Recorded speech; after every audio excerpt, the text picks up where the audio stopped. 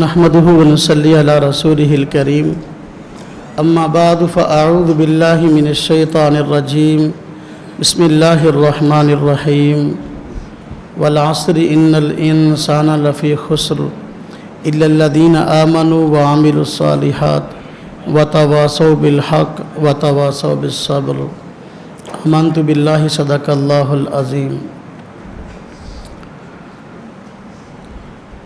آج ہمارے معاشرے میں جو مسائل عوام میں گردش کر رہے ہیں، ان مسائل میں ایک مسئلہ یہ ہے کہ مرد اور عورت کی نماز میں کوئی فرق ہے یا نہیں۔ یہ مسئلہ تاریخ میں اختلافی نہیں رہا۔ 1300 سال تک اس مسئلے پہ اتفاق رہا۔ کوئی کسی بھی فقیہ کا مقلد کیوں نہ تھا، کوئی حنفی یا شافعی یا مالکی یا حنبلی، سب اس بات کے قائل تھے کہ مرد اور عورت کی نماز میں فرق ہے۔ لیکن ہندوستان میں ایک وقت آیا کہ انگریز نے ہندوستان پر قبضہ کیا اور مسلمانوں کو آپس میں لڑوایا، تفرقہ بازی پیدا کی۔ اسی دور میں ایک مخصوص گروہ کھڑا ہوا، چند مسائل کو لے کر پوری امت مسلمہ کی تذلیل اور تصفیق شروع کی۔ ان میں ایک مسئلہ یہ بھی ہے کہ مرد اور عورت کی نماز میں فرق ہے کہ نہیں۔ بات یہ ہے کہ یہ مسئلہ جس پر آج تک امت متفق نظر آتی تھی، اس میں اختلاف کیوں ہوا یا کیوں کیا گیا؟ صرف اس وجہ سے کہ لوگوں کو اپنے اعمال سے متعلق شکوک و شبہات میں مبتلا کیا جائے، اور ایک عام آدمی بیچارہ جب یہ بات سنے تو شک میں مبتلا ہو جائے کہ ایک مولانا صاحب کہتے ہیں مرد اور عورت کی نماز میں فرق ہے، جبکہ دوسرے کہتے ہیں مرد اور عورت کی نماز میں فرق نہیں ہے۔ عام آدمی جب دو مسجدوں سے، دو ممبروں سے دو طرح کی آواز سنتا ہے، یقینی بات ہے کہ وہ ذہنی طور پر پریشان ہو جاتا ہے۔ تو مقصد یہی تھا کہ لوگ شکوک و شبہات میں مبتلا ہو جائیں اور آخر کار اعمال سے ہاتھ دھو بیٹھے۔ ایمان لانے کے بعد سب سے پہلا حکم جو اللہ رب العزت نے بندوں کو دیا ہے وہ نماز کا ہے، اور قیامت کے دن سب سے پہلا حساب وہ بھی نماز کے متعلق ہوگا۔ اور اسلام اور کفر میں فرق کرنے والی چیز نماز ہے، جیسا کہ احادیث میں آیا ہے۔ تو پھر ایسا تو نہیں ہو سکتا کہ ایک مسئلہ اتنی اہمیت کا حامل ہو کہ ایمان لانے کے بعد پہلا مطالبہ اس کا ہو اور شریعت نے اس کے متعلق کوئی وضاحت نہ کی ہو۔ یقینی بات ہے کہ اس سلسلے میں صاف طور پر احادیث میں وضاحت موجود ہے کہ مرد اور عورت کی نماز میں فرق ہے۔ اب یہ فرق کرنے کی وجہ کیوں پیش آئی، یہ سمجھنے کی ضرورت ہے۔ دیکھیں، مرد اور عورت یہ دو الگ صنفیں ہیں، اور ہر ایک کی شخصیات کے تقاضے الگ الگ ہیں۔ مرد حضرات کی شخصیت کا تقاضا الگ ہے اور عورت کی شخصیت کا تقاضا الگ ہے۔ شریعت نے دونوں کی شخصیات کو سامنے رکھتے ہوئے ان کے لیے احکامات مرتب کیے ہیں۔ بات صرف نماز کی نہیں، پورے کی پوری شریعت میں آپ دیکھ لیں، جہاں عورت کی ذاتی شخصیت کی بات آتی ہے اور خاص طور پہ اس کے لیے ایسے معاملات سامنے آتے ہیں جہاں اس کے پردے کو دخل ہے، تو پھر سارے کے سارے احکامات عورت کے لیے ایسے بتلائے گئے ہیں کہ جس میں اس کے لیے پردے کی رعایت ہو۔ تو فرق کی بھی یہی حکمت ہے۔ عورت کی نماز میں مرد سے جو فرق ہے اس کی وجہ عورت کی شخصیت ہے کہ اس کی شخصیت پردے کو چاہتی ہے، کہ عورت کا معنی ہی ننگ ہے، اور ننگ چھپانے کی چیز ہوتی ہے، ظاہر کرنے کی چیز نہیں ہوتی۔ اس وجہ سے شریعت کے جو احکامات ہیں جو اس کی ذات اور اس کے جسم سے تعلق رکھتے ہیں، ان میں مردوں سے الگ احکامات بیان کیے گئے ہیں۔ نماز کی بات بعد میں کرتے ہیں، آپ دیکھ لیں ارکان اسلام میں آپ جانتے ہیں روزہ ہے۔ مرد کے لیے روزہ عام طور پر فرض ہے اور اس کے چھوڑنے کی گنجائش نہیں۔ ہاں حالت سفر میں ہے، بیمار ہے تو ایک الگ بات ہے، لیکن عورت ہے، آپ جانتے ہیں کہ ہر مہینے کچھ دنوں ناپاک رہتی ہے، تو شریعت نے اس کو یہ چھوٹ دی ہے کہ وہ رمضان المبارک کے مہینے کے ان دنوں میں جن میں وہ ناپاک رہتی ہے روزہ نہ رکھے۔ اور حج ہے، آپ دیکھ لیں اس میں کتنے مسائل میں مرد حضرات کا عورتوں سے معاملہ مختلف ہے۔ کیوں؟ دونوں کی شخصیت کے تقاضے الگ ہیں۔ اب مرد حضرات ہیں، ان کے لیے حج کے واجب ہونے، عمرہ کے اوپر جانے کے لیے جو معاملات ہیں، احکامات ہیں، بہت سارے مختلف ہیں۔ مثلا مرد پہ حج کے فرض ہونے کی جو شرائط ہیں وہ عورتوں سے مختلف ہیں۔ عورتوں کے لیے اضافی شرط مردوں والی شرطوں کے ساتھ یہ بھی ہے کہ بھئی اس پر حج اس وقت لاگو ہوگا، واجب ہوگا جس وقت کہ اس کے ساتھ جانے والا کوئی نہ کوئی محرم بھی ہو۔ محرم نہ ہو تو اس پہ حج فرض نہیں ہے۔ یہ شرط مرد کے لیے نہیں ہے۔ کیوں؟ وجہ یہی ہے کہ عورت کی شخصیت کا تقاضا یہ ہے کہ وہ پردے کی چیز ہے، اس کو اکیلے باہر نکلنا بہت زیادہ نقصان دہ ہے۔ اس لیے فرمایا کہ مرد ساتھ ہوگا تو جائے گا، جا سکتی ہے وگرنہ نہیں، لیکن مرد کے لیے ایسا کوئی مسئلہ نہیں ہے۔ احرام ہے، مرد حضرات کا احرام اور ہے اور عورتوں کا احرام اور ہے۔ مرد حضرات کے لیے 2 چادریں ہیں، سر ننگا رکھیں گے، ہاں جی، لیکن یہ معاملہ عورتوں کے لیے نہیں ہے۔ عورتوں کے لیے اس حالت میں بھی پردہ واجب ہے اور احرام کی تفصیل مردوں سے مختلف ہے۔ حج کرنے جائیں، عمرہ کرنے جائیں، جب طواف کرتی ہیں، طواف میں آپ دیکھ لیں کہ مردوں کے لیے حکم ہے کہ طواف کرتے ہوئے رمل کریں، یعنی طواف کرتے ہوئے چکروں کے دوران اکڑ کر چلیں، لیکن عورتوں کے لیے یہ مسئلہ نہیں ہے۔ کیوں؟ اس لیے کہ مرد کی شخصیت کا تقاضا اور ہے اور عورت کی شخصیت کا تقاضا اور ہے۔ عورت اکڑ کر چلے گی تو یہ اس کے لیے عیب کی بات ہے۔ جوان مردی دکھانا، بہادری دکھانا، یہ مردوں کے لیے مناسب ہے، عورتوں کے لیے مناسب نہیں ہے۔ اسی طرح صفا مروہ پہ اب عمرہ ہو یا حج ہو، عورتیں بھی جاتی ہیں، مرد بھی جاتے ہیں، سعی کرتے ہیں، یعنی 7 چکر لگاتے ہیں، لیکن صفا مروہ پہ چکر لگاتے ہوئے جب وہ میلین اخضرین والا مقام آتا ہے، یعنی جہاں 2 سبز لائٹیں لگی ہیں، اس جگہ پر دوڑ کے چلنا یہ مردوں کے لیے ہے لیکن عورتوں کے لیے نہیں ہے۔ کیوں؟ اس لیے کہ مردوں کی شخصیت کا تقاضا الگ ہے، عورتوں کی شخصیت کا تقاضا الگ ہے۔ جب آدمی دوڑتا ہے اس کے سطر کے کھلنے کا اندیشہ ہوتا ہے، جبکہ عورت چھپانے کی چیز ہے، اس لیے عورت کے لیے حکم دیا گیا کہ وہ میلین اخضرین کے درمیان صفا مروہ کی سعی کرتے ہوئے دوڑے نہیں بلکہ اطمینان سے چلے۔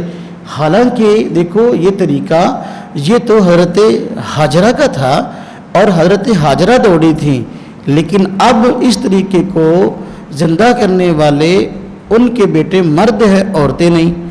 وجہ یہی کہ جب حضرت حاجرہ دوڑی تھی تو اس وقت اکیلی تھی، کوئی دیکھنے والا نہیں تھا، لیکن اب اگر عورت دوڑتی ہے تو پھر دیکھنے والے ہزاروں مرد ہیں، اس وجہ سے حکم دیا گیا کہ نہیں بھائی دوڑنا ضرور ہے، اس طریقے کو زندہ رکھنا ہے، لیکن اس طریقے کو، اس سنت کو زندہ مرد رکھیں گے، عورتوں کے لیے مسئلہ نہیں ہے۔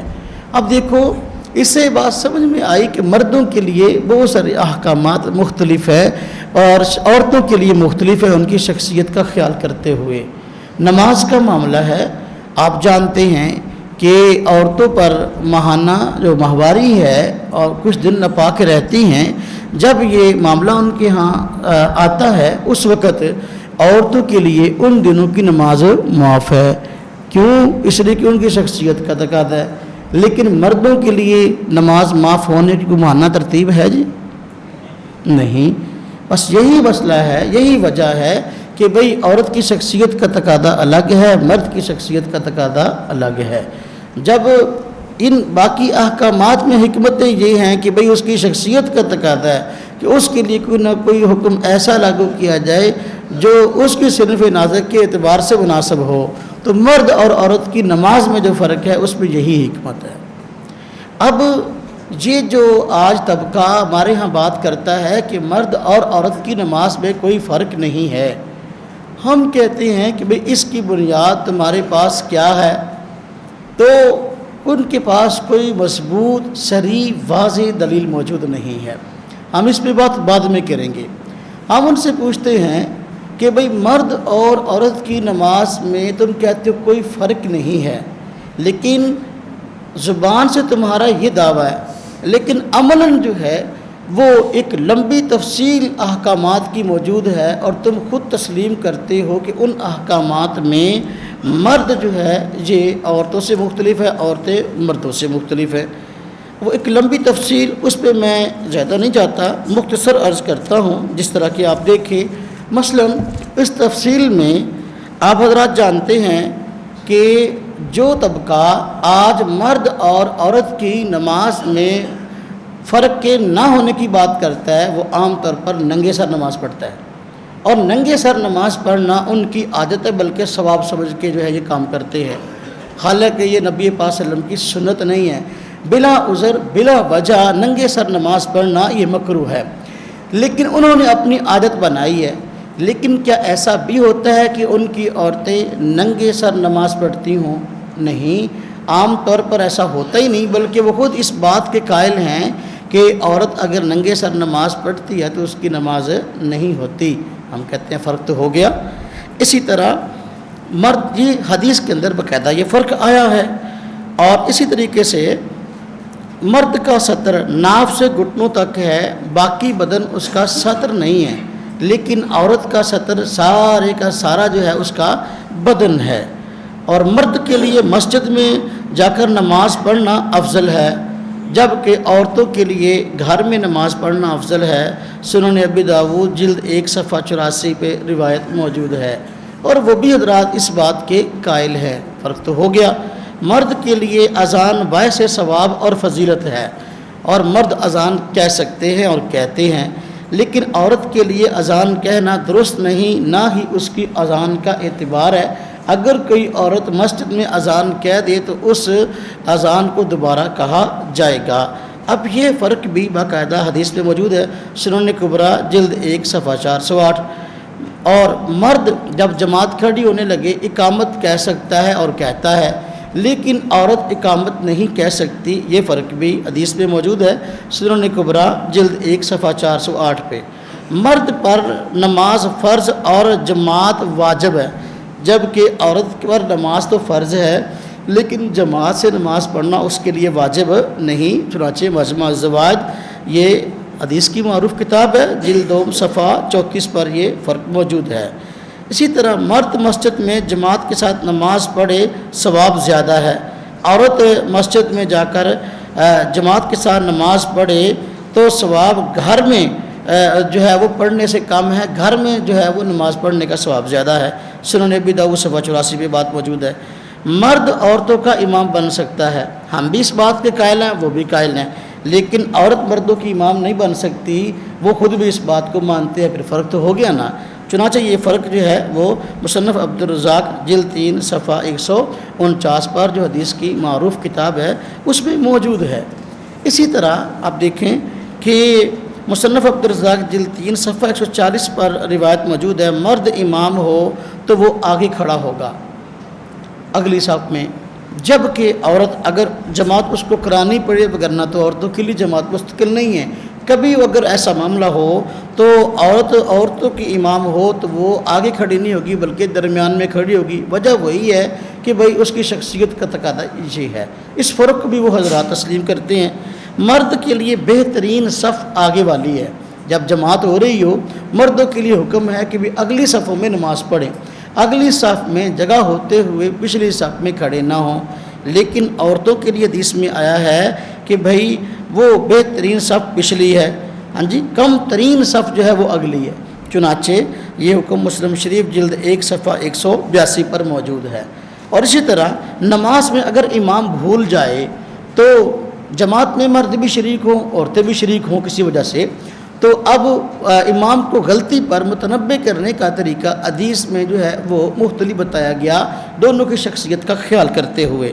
چنانچہ مرد اگر اپنے امام کو لقمہ دینا چاہے تو وہ ہاں جی سبحان اللہ کہے گا، امام کو پتہ چل جائے کہ بھئی میں بھول گیا ہوں، توجہ ہو جائے۔ لیکن عورت اگر لقمہ دینا چاہے گی تو وہ ہاتھ پر ہاتھ مارے گی، زبان سے سبحان اللہ نہیں کہے گی۔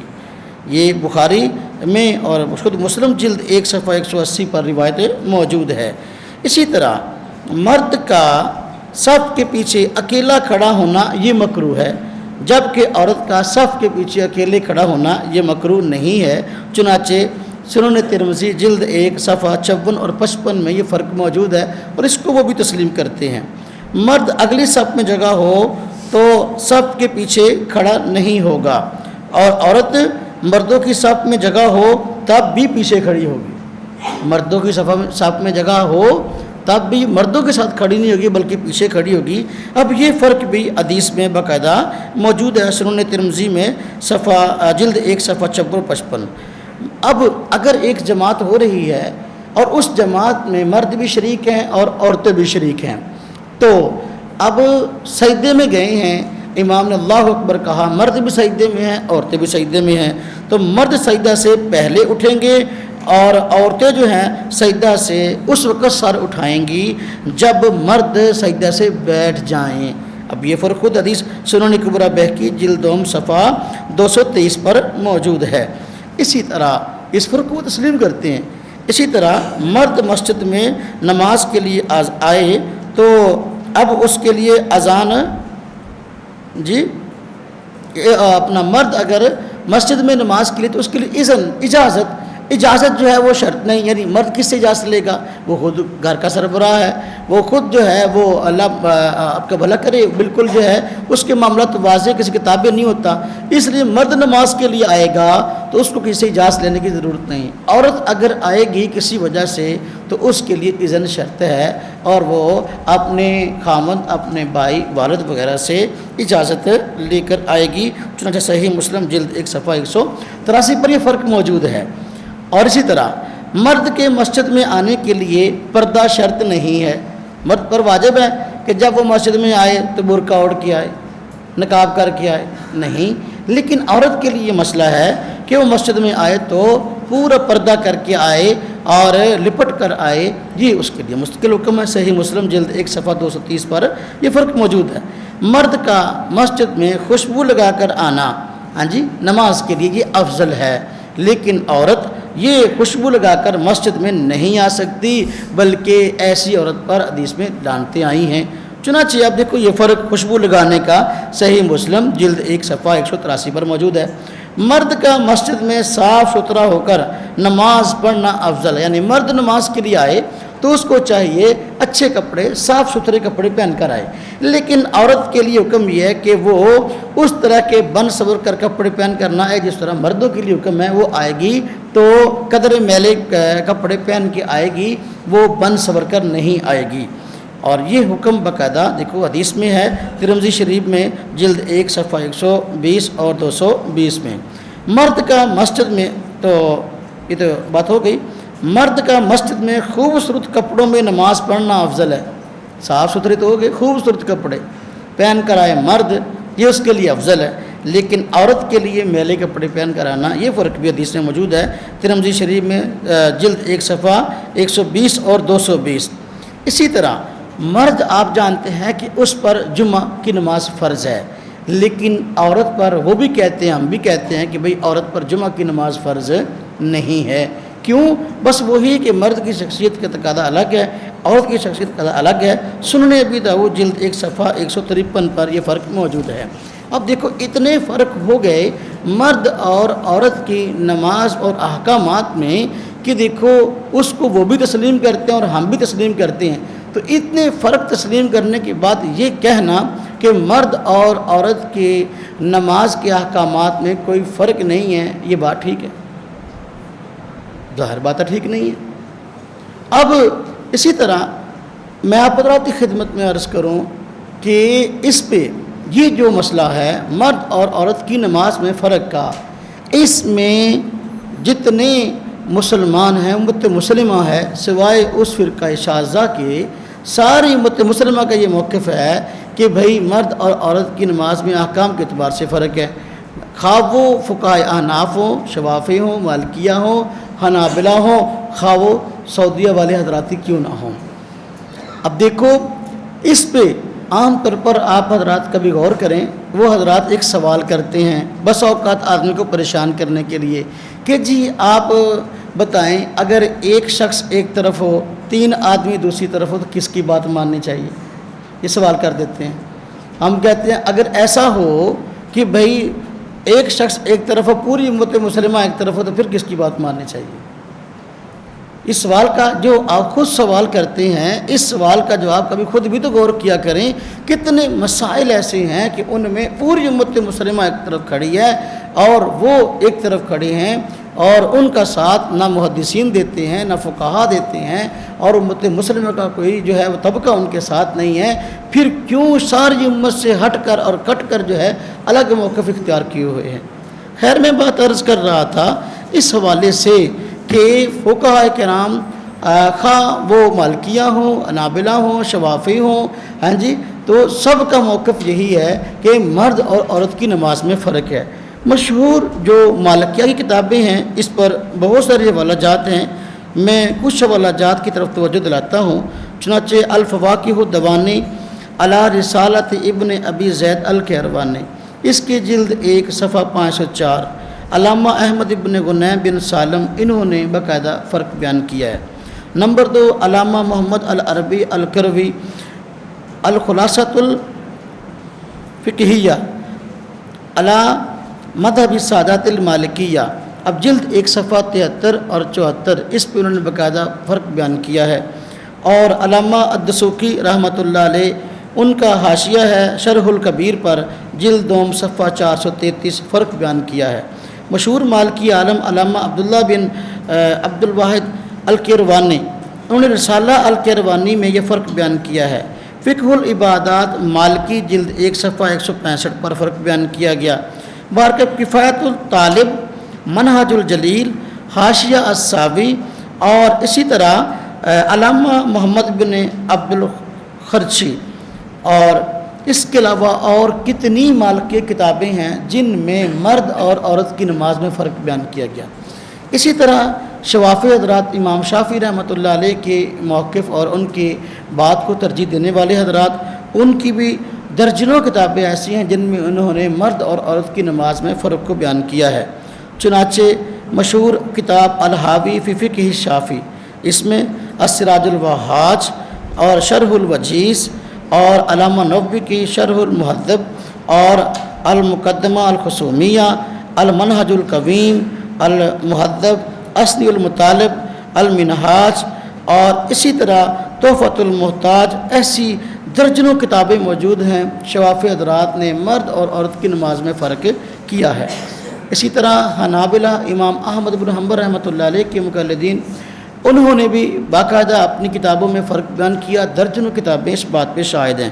چنانچہ علامہ شرف الدین موسیٰ بن احمد، ان کی کتاب الاقناع فی فقہ الامام احمد بن حنبل، اس میں، اور اسی طرح علامہ علاء الدین ابو الحسن علی بن سلیمان الانصاف فی معرفت الراجح من الخلاف علی مذہب الامام احمد، اس میں علامہ مقدسی رحمۃ اللہ علیہ الفروع میں علامہ ابراہیم بن محمد نے باقاعدہ اپنی کتب میں، اور اسی طرح علامہ عبد الرحمن بن ابراہیم المقدسی، علامہ ابن تیمیہ اور الفقہ الاسلامی و ادلتہ جو ہے علامہ زحیلی کی، اس میں باقاعدہ حنابلہ کا موقف یہی بیان کیا گیا کہ مرد اور عورت کی نماز میں فرق ہے، اور احناف کا تو واضح معاملہ ہے۔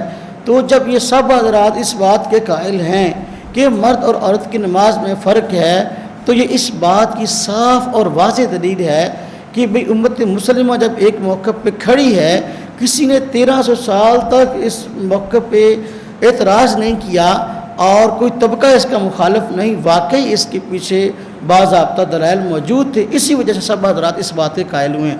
وگرنہ آپ حضرات جانتے ہیں کتنے مسائل ایسے ہیں کہ ان میں اختلاف ہوا ہے فقہاء کرام کا، اب اس مسئلے میں اختلاف کیوں نہیں ہوا، یہ اس بات کی واضح دلیل ہے کہ بھی اس کے پیچھے بہت اہم اور وزنی دلائل موجود ہیں۔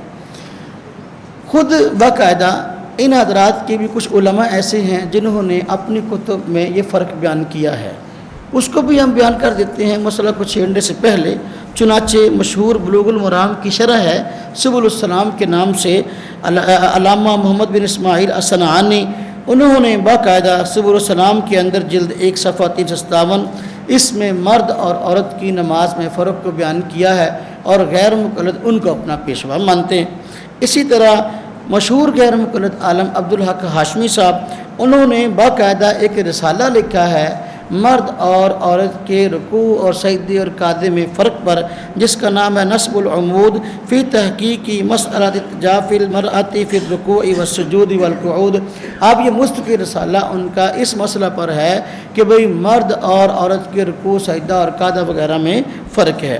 اسی طرح مشہور غیر مقلد عالم نواب صدیق اپنا علامہ وحید الزمان، خود انہوں نے بھی ایک کتاب لکھی نظر الابرار من فقہ نبی المختار، اس میں باقاعدہ انہوں نے بھی اس فرق کو بیان کیا ہے کہ مرد اور عورت کی نماز میں فرق ہے۔ اور اسی طریقے سے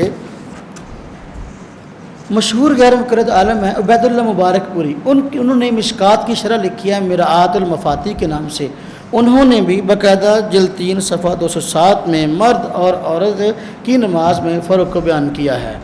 اور اس حوالے سے مشہور غیر مقلد عالم گزرے ہیں مولانا عبدالجبار غزنوی صاحب، اب یہ ان کے بہت بڑے مقتدا اور بہت بڑے امام تھے، باقاعدہ ان کے فتاوی غزنویہ موجود ہیں، انہوں نے فتاوی غزنویہ میں مرد اور عورت کی نماز میں فرق کو تسلیم کیا اور اس کو بیان کیا۔ چنانچہ فتاوی غزنویہ صفحہ 27 اور 28، فتاوی علماء حدیث جلد 3 اور صفحہ 149، اس میں جو ہے باقاعدہ عبدالجبار غزنوی صاحب کے حوالے سے یہ فرق بیان کیا گیا ہے۔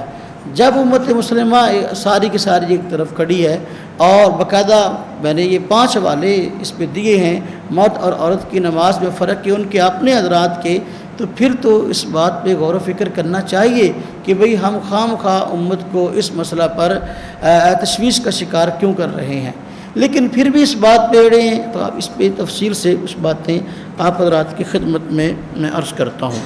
بات یہ ہے کہ مرد اور عورت کی نماز میں جو فرق کی بنیاد ہے وہ میں نے آپ کو بتائی کہ عورت کے لیے اس کے ستر اور اس کے پردہ کی رعایت کرتے ہوئے احکامات دیے گئے ہیں۔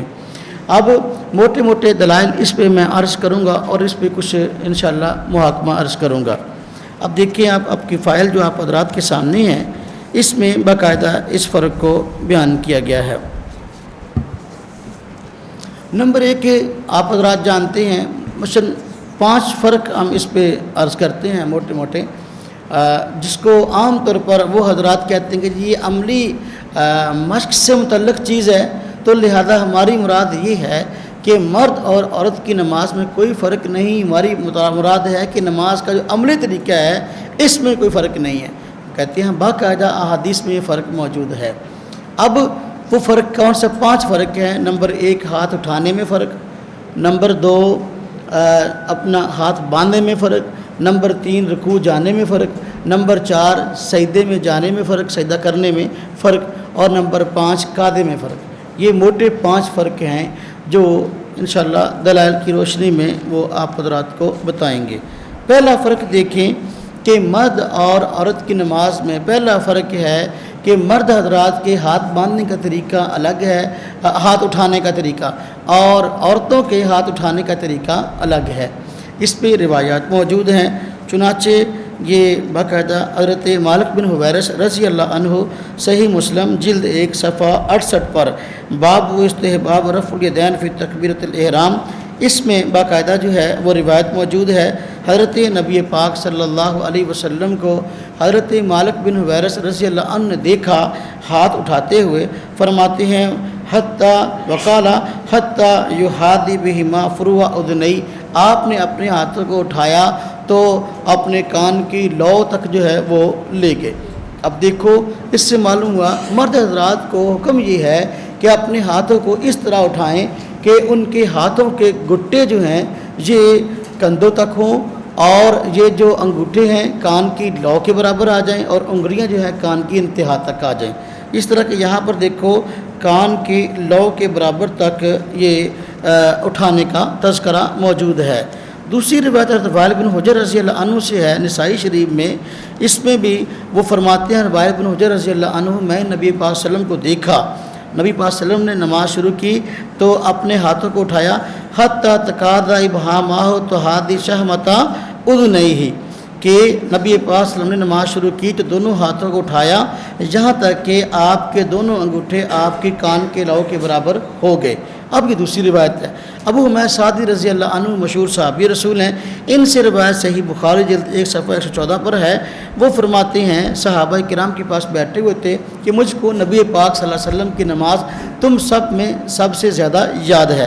فرماتے ہیں کہ رأیتہ، میں نبی پاک صلی اللہ علیہ وسلم کو دیکھا اذا کبر جعل یدیہ حذو منکبیہ، کہ نبی پاک صلی اللہ علیہ وسلم جب تکبیر تحریمہ آپ کہتے تو اپنے ہاتھوں کو اپنے کندھوں کے برابر اٹھاتے۔ اب دیکھو تینوں طرح کی روایات آ گئیں، بھئی اپنے ہاتھوں کو اٹھانا ہے کانوں کی انتہا تک، کانوں کی لو تک، کندھوں تک۔ اب جو موقف ہم نے بیان کیا کہ مرد حضرات کے ہاتھ اٹھانے کا طریقہ یہ ہے، ان کے گٹے جو ہیں یہ کندھے تک آ جائیں، اور انگوٹھے جو ہیں کان کی لو کے برابر آ جائیں، اور انگلیاں یہ ہاتھوں کی ہیں یہ کانوں کی انتہا تک آ جائیں۔ اس سے ان تینوں روایتوں پر عمل ہو جاتا ہے اور باقاعدہ طور پر یہ سنت چیز ہے۔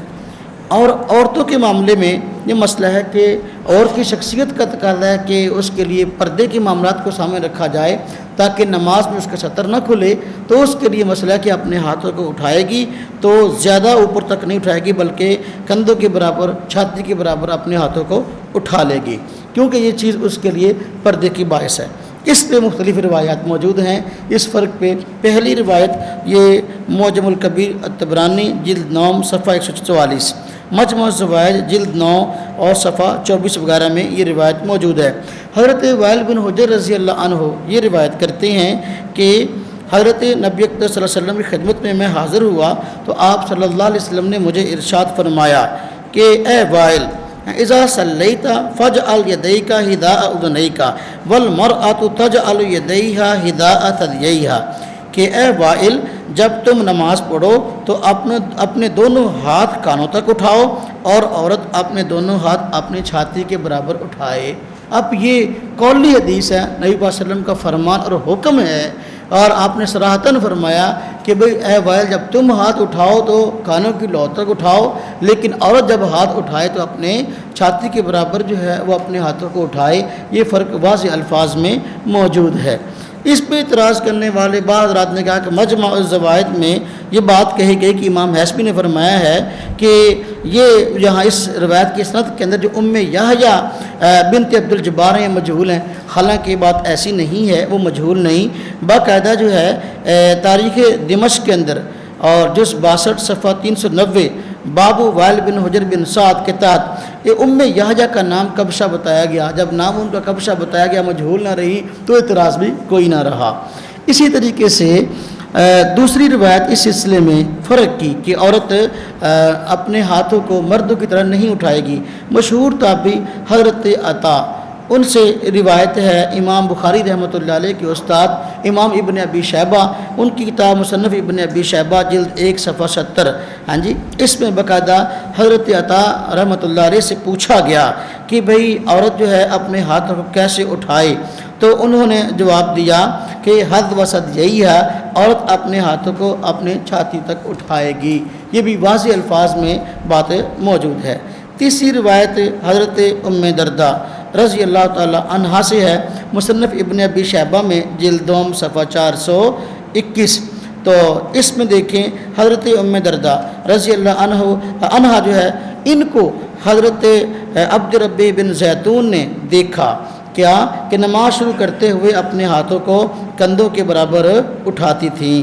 اب یہی مسئلہ ہے کہ عورت کے لیے حکم ہے کہ وہ اپنے ہاتھوں کو کندھوں چھاتی کے برابر اٹھائے، جبکہ اپنا مرد کے لیے مسئلہ ہے کہ وہ اپنے ہاتھوں کو وہ اس طرح اٹھائے کہ کان کی لو کے برابر اس کے انگوٹھے ہوں۔ تو یہ فرق باقاعدہ حدیث کی روشنی میں معلوم ہو گیا، ایک فرق۔ دوسرا فرق مرد اور عورت کے ہاتھ کے باندھنے کا ہے۔ مرد ہاتھ کہاں باندھے اور عورت ہاتھ کہاں باندھے؟ مرد کے لیے حکم ہے کہ وہ اپنے ہاتھوں کو ناف کے نیچے باندھے گا۔ کس طرح باندھنا اس نے کس طرح ہے کہ اپنے دائیں ہاتھ کو بائیں ہاتھ کی ہتھیلی کی پشت پر رکھے گا اور انگوٹھا اور چھوٹی انگلی اس سے جو ہے ہلکا بنا لے گا، اور باقی 3 انگلیاں اس کو بائیں بازو کی کلائی پر رکھ لے گا اور پھر اس کو ناف کے نیچے رکھے گا۔ یہ مرد کے لیے طریقہ ہے، جبکہ عورتوں کے لیے طریقہ جو ہے وہ اس سے مختلف ہے کہ وہ قیام کی حالت میں اپنے ہاتھ سینے پر رکھے گی، اور یہی اس کے لیے مستقل مسئلہ ہے۔ اب مرد وہ اس طرح ہاتھ کیوں اٹھائے گا اور پھر اس طرح کیوں باندھے گا؟ اٹھانے پر تو بات ہم نے کی، ہاتھ باندھے گا کیسے، اس پر مستقل دلیلیں موجود ہیں۔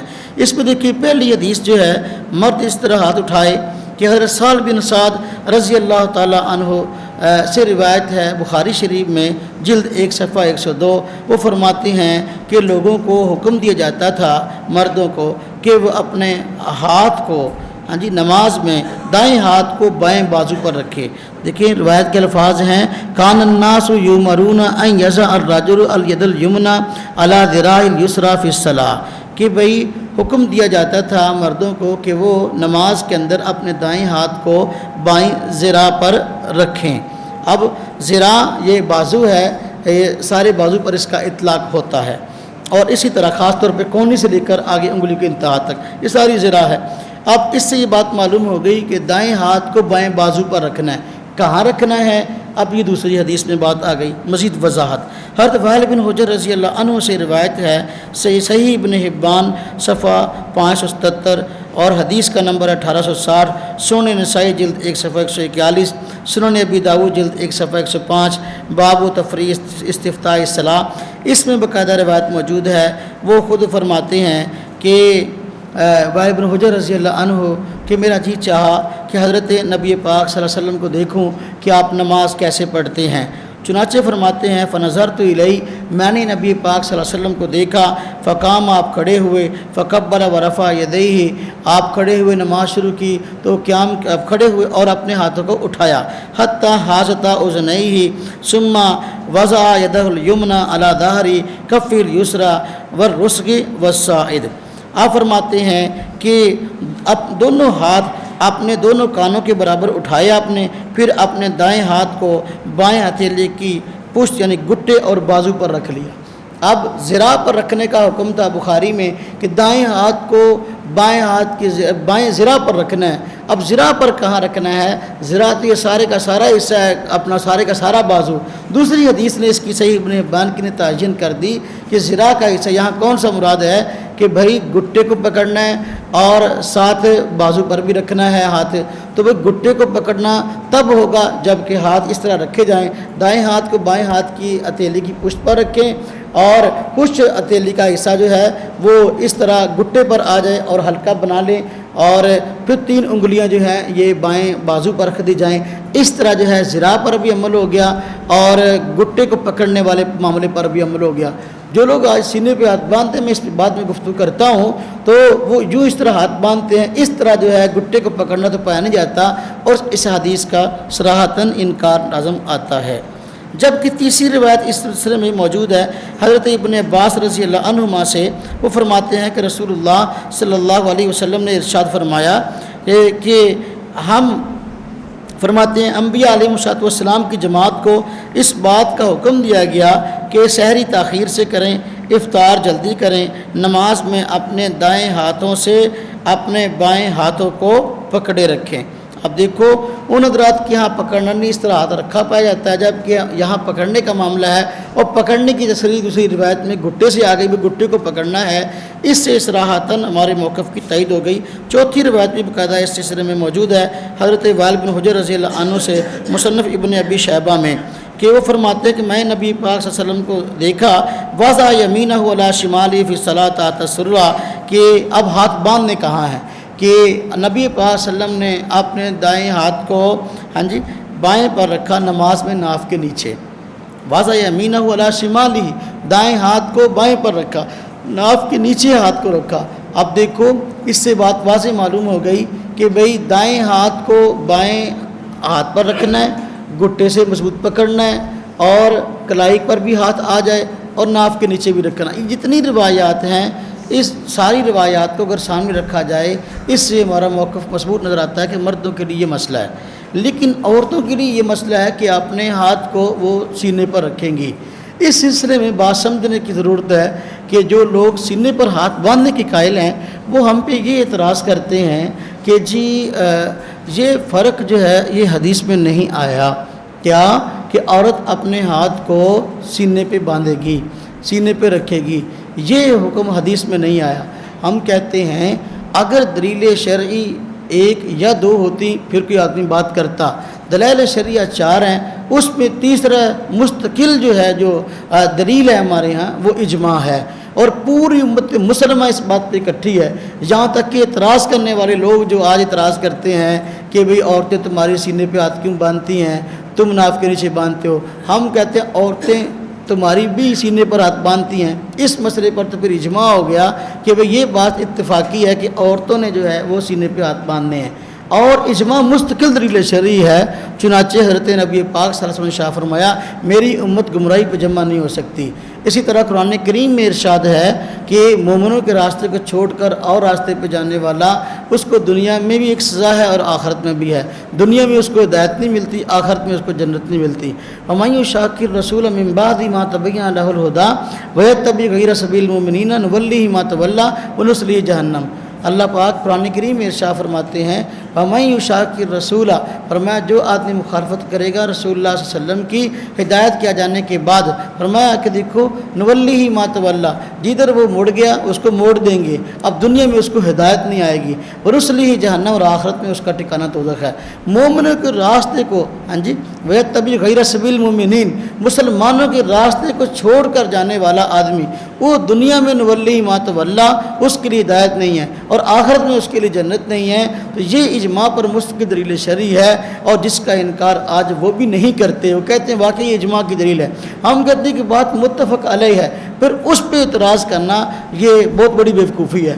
اگر آپ کا اور ہمارا اس بات پہ اتفاق نہ ہوتا، پھر کوئی آدمی اعتراض کرتا، پھر یہ بات جچتی تھی، لیکن آپ کی عورتیں بھی سینے پہ ہاتھ باندھتی ہیں، ہماری عورتیں بھی سینے پہ ہاتھ باندھتی ہیں، جب یہ مسئلہ متفق علیہ ہے تو پھر اس پہ جو ہے وہ اعتراض کرنا اور اجماعی بات پہ اعتراض کرنا اور خام خواہ امت کو شبہات میں مبتلا کرنا، یہ بہت بڑی فضول بات ہے۔ لیکن بہرکیف اس اعتراض کی وجہ کیا ہے، اس کی بنیاد کیا ہے، اس کو ذرا سمجھ لیں کہ جو حضرات آج یہ بات کرتے ہیں کہ جی دیکھو تمہارے مرد جو ہے وہ ناف کے نیچے ہاتھ باندھتے ہیں، تمہاری عورتیں سینے پر ہاتھ باندھتی ہیں، تو یہ فرق حدیث میں کہاں ہے؟ ہم کہتے ہیں بھی عورتوں کا معاملہ تو متفق علیہ ہے اور یہ اجماع سے ثابت ہے، جس کا تمہیں بھی انکار نہیں ہے۔ اب اگلی بات کہ رہ گیا مردوں کا معاملہ، تم کہتے ہو تمہارے مرد وہ سینے پہ ہاتھ باندھتے ہیں، ہمارے مرد جو ہیں وہ ناف کے نیچے ہاتھ باندھتے ہیں۔ اس مسئلے پہ مستقل دلائل موجود ہیں۔ جب سے اسلام آیا اس وقت سے لے کر جو ہے 1300 سال تک اس مسئلے پر اس طرح دھنگے مشتی نہیں ہوئی، لیکن اب جو ہے اس مسئلے پہ جو بحث چھڑی ہے اس کی بنیاد وہی ہے شک و شبہات میں مبتلا کرنا۔ جب اب دیکھیں فقہاء اربع مشہور 4 فقہاء جو ہیں جن کے مقلدین پوری دنیا میں موجود ہیں، ان کے ہاں 2 ہی موقف ہیں، یا ناف کے نیچے ہاتھ باندھنا یا ناف کے اوپر ہاتھ باندھنا۔ ناف کے نیچے ہاتھ باندھنا یہ ایک موقف ہے، ناف کے اوپر ہاتھ باندھنا یہ دوسرا موقف ہے۔ سینے پر ہاتھ باندھنے کا دنیا میں قائل ہی کوئی نہیں ہے۔ امام ترمذی رحمۃ اللہ علیہ باقاعدہ مختلف موقفات کے نقل کرنے میں جو ہے وہ بڑے محتاط ہیں۔ جب یہ بات آئی کہ ہاتھ باندھنے میں موقف کتنے ہیں تو اس پہ انہوں نے 2 ہی موقف بیان کیے کہ بعض اہل علم کی رائے یہ ہے کہ ناف کے نیچے ہاتھ باندھے جائیں اور بعض کی رائے یہ ناف کے اوپر ہاتھ باندھے جائیں۔ سینے پہ ہاتھ باندھنا اس وقت کوئی موقف تھا ہی نہیں اور اہل علم کی جماعت کوئی موجود ہی نہ تھی، کوئی اہل علم سینے پہ ہاتھ باندھنے قائل نہ تھا، اس لیے امام ترمذی نے اس کو نقل بھی نہیں کیا۔ سینے پہ ہاتھ باندھنے کی بات یہ پاک و ہند میں ہوئی ہے۔ بعض عبارات شوافے کی اس پہ جو ہے نا وہ لے کر کہتے ہیں کہ ان حضرات نے سینے پہ ہاتھ باندھنے کی بات کی ہے۔ عملاً آپ شوافے کو دیکھیں، شوافے میں جو عملاً بات ہے علامہ نووی رحمۃ اللہ علیہ نے باقاعدہ یہ بات لکھی ہے کہ بھئی سینے پہ ہاتھ باندھنے کی جو بات کی گئی ہمارا مقصد یہ نہیں اور نہ ہم اس بات کے قائل ہیں کہ بھئی سینے پر ہاتھ باندھنے ہیں، ہمارا موقف ہے سینے سے نیچے باندھیں۔ وہی ناف کے اوپر والی بات آ گئی کہ امام شافعی امام احمد رحمۃ اللہ علیہ سے ویسے 2 موقف ہیں، 2 روایات ہیں کہ ناف کے نیچے اور ناف کے اوپر، ہاں جی، اور امام شافعی رحمہ اللہ بھی فوق سرہ کے قائل ہیں، فوق صدر کے قائل نہیں ہیں۔ بہرکیف یہ 2 موقف تھے۔ اب یہ جو تیسرا موقف سینے پہ ہاتھ باندھنے کا آیا، اس سلسلے میں عرض ہے ہم ان سے پوچھتے ہیں تمہارے پاس روایات کون سی ہیں، کس دلیل کی بنیاد پر تم اعتراض کرتے ہو؟ ان کے پاس اس سلسلے میں کوئی مضبوط دلیل موجود نہیں ہے۔ عام طور پر ان حضرات کا طرز یہ ہے کہ دلیل کا مطالبہ دوسرے سے کرتے ہیں۔ ہم کہتے ہیں دوسروں پہ اپنا اعتراض کرنے کی بجائے پہلے خود اپنی شخصیت کو دیکھو کہ تمہارے یہاں معاملہ کیا ہے، کیا تم جو معاملات کرتے ہو واقعی جو تم ہاتھ باندھتے سینے پر اس پر تمہارے پاس مضبوط دلیل موجود ہے؟ ان کے پاس کوئی مضبوط دلیل موجود نہیں ہے۔ ایک روایت بنیادی طور پر جس کو پیش کرتے ہیں، میں اس پہ کچھ باتیں آپ حضرات کی خدمت میں عرض کرتا ہوں۔ علامہ ابن خزیمہ رحمۃ اللہ علیہ نے اپنی کتاب میں ایک روایت ذکر کی ہے سینے پر ہاتھ باندھنے کے متعلق جو ہے، لیکن اب دیکھو جو ابن خزیمہ کی روایت ہے وائل بن حجر رضی اللہ عنہ سے سینے پر ہاتھ باندھنے سے متعلق یہ روایت محدثین نے اس پر تصریح کی ہے کہ سند کے اعتبار سے ضعیف ہے۔ ہم پر اعتراض یہ کرتے ہیں کہ تم ضعیف حدیثوں پر عمل کرتے ہو، جبکہ خود سینہ پر ہاتھ باندھنے کی روایت وائل بن حجر والی یہ خود ضعیف ہے۔ اور اس پہ میں آپ حضرات خدمت میں عرض کروں، ان حضرات نے کتنی زیادہ زیادتیاں کی ہیں اس حوالے سے، اس ایک روایت کو لوگوں سے منوانے کے لیے کہ وہ بیان سے باہر ہیں۔ مثلا میں اس حوالے سے یہ دیکھیں، یہ کتاب ہے، ایک کتاب چھپی نماز نبوی، اس پر کئی علماء کرام کے نام ہیں، لکھنے والے ڈاکٹر شفیق الرحمان صاحب، زبیر علی زئی صاحب تخریج کرنے والے، صلاح الدین یوسف صاحب، عبد الصمد رفیقی، پھر اندر بھی کئی مولویوں کے نام ہیں۔ نماز نبوی کے نام سے کتاب لکھی ہے، اس پر انہوں نے یہی ابن خزیمہ سے سینے پہ ہاتھ باندھنے کی روایت نقل کی ہے اور اس میں اس کی تصحیح بھی کی، یہ روایت صحیح ہے۔ لیکن اب دیکھیں عمل شکست یہ ہے کہ ابھی اس کتاب کا نیا ایڈیشن چھپا ہے کہ نماز نبوی کے نام سے، اس میں جو ہے اس روایت کو نکال دیا گیا، اس روایت کو نکال دیا گیا، یعنی دلائل میں سینے پہ ہاتھ باندھنے کی دلیل کون سی ہے؟ اب اس دلیل کو لائے ہیں کہ علامہ ابن خزیمہ نے اس روایت کو ذکر کیا ہے اور یہ روایت صحیح ہے۔ اب اگر یہ روایت صحیح تھی پھر اس نئے ایڈیشن سے اس حدیث کو کیوں نکال دیا؟ اس سے معلوم ہوا کہ تمہیں خود اس بات کا اندازہ ہوا کہ ہم غلط موقع پر تھے، یہ روایت بالکل صحیح نہیں تھی بلکہ تمہارا موقف غلط تھا، اور اب تم نے اس کو چپکے سے نکال دیا۔ کتاب کا نام رکھا ہے نماز نبوی، نبی پاک صلی اللہ علیہ وسلم کی نماز۔ اب یہ بتاؤ کہ جو پہلا ایڈیشن تھا اس میں نماز نبوی ہے تو نبی صلی اللہ علیہ وسلم کی نماز اس میں یہ روایت موجود تھی، اس سے چپکے سے نکال دی ہے۔ جن لوگوں نے اس کتاب کو پڑھ کر اس پر عمل کیا ہے تو اب ان لوگوں پر کیا فتویٰ ہوگا؟ کیا پہلے تم نے نبی پاک صلی اللہ علیہ وسلم کی ذات پہ جھوٹ بولا اور اس کو نبی پاک صلی اللہ علیہ وسلم کی نماز بتلایا، اب چپکے سے نکال دیا؟ تو یہ معلوم ہوا کہ یہ روایت خود ان حضرات کو علم تھا جو پیش کر رہے ہیں، سند کے اعتبار سے صحیح نہیں ہے۔ چنانچہ اسی طرح میں عرض کروں اسی روایت کے حوالے سے جو دھوکے اور جو ہے نا وہ فراڈ کیے گئے، یہ کتاب ہے نماز محمدی، صلاح الدین یوسف صاحب جو ہیں ان کی لکھی ہوئی دارالسلام مکتبے کی شائع شدہ، اور یہ نماز نبی بھی ان کی ہے۔ اس میں جو ہے انہوں نے یہ روایت نقل کی ہے، علامہ ابن خزیمہ اپنا والی روایت جو ہے سینے پہ ہاتھ باندھنے کی، لیکن اس میں جو ہے انہوں نے معاملہ یہ کیا کہ نسائی شریف کا بھی حوالہ دیا ہے، نسائی شریف کا، حالانکہ نسائی شریف میں علی صدری کے الفاظ ہے ہی نہیں۔ اب نسائی شریف کا حوالہ دے کر یہ تاثر دینا کہ بھئی صحیح ستہ کی کتاب نسائی شریف کے اندر یہ روایت موجود ہے، اس لیے معاملہ کیا گیا، حالانکہ صحیح ستہ کے اندر سینے پہ ہاتھ باندھنے کی ایک بھی روایت موجود نہیں تھی، تو نسائی شریف کا حوالہ دے کر یہ دھوکہ دیا گیا۔ اور پھر دیکھو بات یہ ہے، اس نماز محمدی والے صلاح الدین یوسف صاحب انہوں نے اپنی کتاب کے اندر ابن خزیمہ کے حوالے سے روایت ذکر کی ہے اور اس کو صحیح بھی کہہ رہے ہیں، لیکن یہی اس کتاب کو چھپوانے والے، نگرانی کرنے والے صلاح الدین یوسف صاحب اس کتاب سے اس حدیث کو نکلوا رہے ہیں۔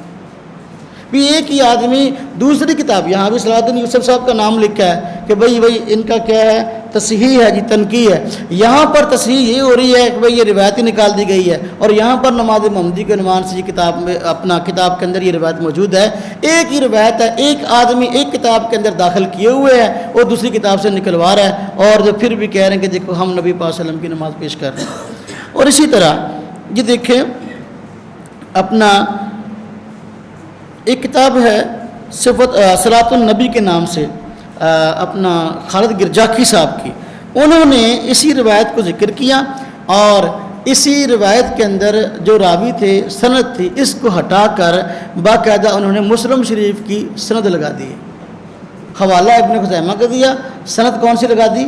مسلم شریف کی۔ اب دیکھو ہم کہتے ہیں بھی کون سی دیانتداری ہے، یہ قرآن کا تقاضا ہے، حدیث کا تقاضا ہے کہ روایت ذکر کرو ابن خزیمہ کی اور سند نقل کر دو صحیح مسلم کی، تو اپنی بات کو منوانے کے لیے جھوٹ بولنا پڑے، تعریف کرنی پڑے، اس سے بالکل گریز نہیں کرتے۔ اسی طرح نور حسین گرجاکی صاحب، انہوں نے کتاب لکھی اثبات رفع الیدین، اس کے صفحہ 19 پر انہوں نے یہ روایت نقل کی علامہ ابن خزیمہ کے حوالے سے، اور اپنا یہی سینے پہ ہاتھ باندھنے والی، ہاں جی، یہ روایت نقل کی۔ تو اس میں کئی کتابوں کے حوالے دیے، مثلا دیکھیں مسلم شریف، ابن ماجہ، دارمی، دارقطنی، ابو داود اور بخاری، مسند احمد اور علامہ سبکی کے جز کی، مشکات کی، ان تمام کتابوں کا حوالہ دیا، اور یہی علی صدری کے الفاظ والی روایت ہے جو ابن خزیمہ میں نقل ہوئی ہے، یہ نقل کی ہے، حالانکہ ان تمام کتابوں کے اندر جو ہے یہ روایت موجود ان الفاظ سے نہیں ہے۔ دیکھو ایک روایت کے نقل کرنے میں اس قدر زیادتیاں ہیں، لیکن پھر بھی کوئی آدمی جو ہے ان زیادتیوں کو ماننے والا نہیں، اور دن بہ دن جو ہے یہ معاملات ہو رہے ہیں۔ اسی طرح یہ ایک کتاب جماعت الدعوہ والوں نے شائع کی ہے، اس کا نام بھی صحیح نماز نبوی ہے، صحیح نماز نبوی، اس میں بھی باقاعدہ یہ گڑبڑ کی گئی کہ اس روایت کو نقل کیا گیا جماعت الدعوہ والی اس کتاب میں ابن خزیمہ کی، اور اس کی تصحیح کئی حضرات سے نقل کی گئی کہ فلاں نے اس کو صحیح کہا، فلاں نے اس کو صحیح کہا، فلاں نے اس کو صحیح کہا، تو یہ اس کا پہلا ایڈیشن ہے،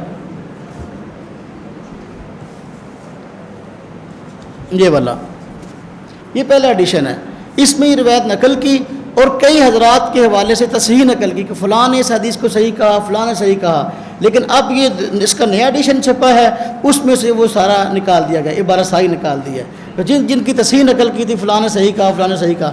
دیکھو کتاب کا نام ٹائٹل کتنا اچھا ہے، صحیح نماز نبوی، وہی پیش کر رہے ہو نبی پاک صلی اللہ علیہ وسلم کی نماز، اور اتنے فراڈ اور دھوکے، اللہ معاف فرمائے۔ اسی طرح یہ کلندری بیڑا جو ہے نا، اللہ معاف فرمائے، پتہ نہیں کہاں جا غرق ہوگا، یہ کتاب ہے، اس کا نام بھی ہے مختصر صحیح نماز نبوی۔ زبیر علی زئی صاحب انہوں نے کہا کہ بھئی میں بھی یہ دیکھو تقویۃ تحریمہ اسلام تک نماز کا تذکرہ کیا اور نیچے تخریج کی ہے کہ بھئی میں نبی پاک صلی اللہ علیہ وسلم کی نماز پیش کروں گا، اس پہ سینے پہ ہاتھ باندھنے کی باری آئی ہے تو انہوں نے ابن خزیمہ کا حوالہ دیا ہی نہیں ہے، ابن خزیمہ کا جو روایت ہے وائل بن حجر رضی اللہ عنہ والی علی صدری والی، اس کا حوالہ ہی نہیں دیا۔ اگر یہ روایت تو صحیح ہوتی تو پھر اس میں کیوں نقل کرتے؟ اچھا، اب حیرانگی کی بات ہے، صلاۃ الرسول صادق سیال کوٹی صاحب مشہور غیر مقلد عالم ہیں، انہوں نے باقاعدہ جو ہے اپنا یہ روایت نقل کی ہے۔ انہوں نے اس کا حاشیہ لکھا تفصیل وصول کے نام سے، حاشیے کے اندر اس روایت کو صحیح ثابت کیا ہے، اسی آدمی نے زبیر علی زئی صاحب نے حاشیے میں اس روایت کو صحیح ثابت کیا، لیکن اپنی نماز نبوی کے اندر اس کو نقل نہیں کر رہا، اس کی تخریج نہیں کر رہا۔ یہ کیسی دو رنگی ہے؟ اور پھر تیسری رنگی اور دیکھیں کہ یہ نماز النبی، اس کی تخریج کرنے والے بھی یہی ہیں، جس اپنا نماز النبی شفیق الرحمان صاحب والی، اس میں بقایا لکھا ہے جی کہ زبیر علی زئی صاحب نے بقایا ذمہ داری لی ہے کہ اس کتاب کے اندر کوئی حدیث ضعیف نہیں آئے گی، لیکن خود پھر نقل بھی کر دی اور پھر خود نکال بھی دی۔ یہ تین طرح کی رنگیاں یہ ہمیں ہماری سمجھ سے باہر ہیں۔ جس طرح کی صلاح الدین یوسف صاحب میں نے عرض کیا، اپنی نماز محمدی کے اندر اس روایت کو لکھا ہوا ہے، نماز النبی کے اندر سے نکلوا دیا۔ اب بھی یہ ایک کتاب ہے، یہ سینے پر ہاتھ باندھنا، یہ اپنا انڈیا کے ہیں کفایت اللہ سنابلی صاحب، سینے پہ ہاتھ باندھنا، اس کے اندر پھر اس کو داد دی ہوئی ہے۔ یہ تین موقف ایک مسئلے پہ ایک آدمی کے ہماری سمجھ سے باہر ہے۔ نماز محمدی میں حدیث موجود ہے جو اپنی صلاح الدین یوسف کی ہے، اور دوسری نماز النبی شفیق الرحمان والی اس سے جو ہے نا حدیث نکلوا دی ہے، اور یہ ابھی نہیں آئی ہے، اس میں روایت موجود ہے، دھڑلے سے کہا کہ یہ روایت صحیح ہے، اور اس پہ پھر صلاح الدین یوسف صاحب جو ہے نا تائید کر رہے ہیں۔ تو ایک آدمی تین موقف رکھتا ہے، ایک عام آدمی کیا سمجھے گا بھئی یہ غیر مقلد حضرات جو ہیں یہ کیا موقف رکھتے ہیں؟ بہرکیف اب دیکھیں، میں عرض کرنا چاہتا ہوں کہ اس حوالے سے وہ حضرات اس قدر جھوٹ بولتے ہیں اپنے موقف کو ثابت کرنے کے لیے، دیکھنے والا سمجھ رہا ہوتا ہے کہ یہ قرآن پیش کر رہا ہے، یہ حدیث پیش کر رہا ہے، جبکہ اس کے پیچھے قرآن اور حدیث نہیں، ان کی اپنی رائے ہوتی ہے۔ جس طرح کہ یہ کتاب ہے فتاویٰ ثنائیہ، مشہور ہے، ثناء اللہ احمد سری صاحب شیخ الاسلام نام کے ساتھ لکھا ہے۔ باقاعدہ انہوں نے سوال کے جواب میں یہ بات کہی ہے کہ بھئی سینے پر ہاتھ باندھنے کی روایتیں بخاری اور مسلم میں بکثرت ہیں۔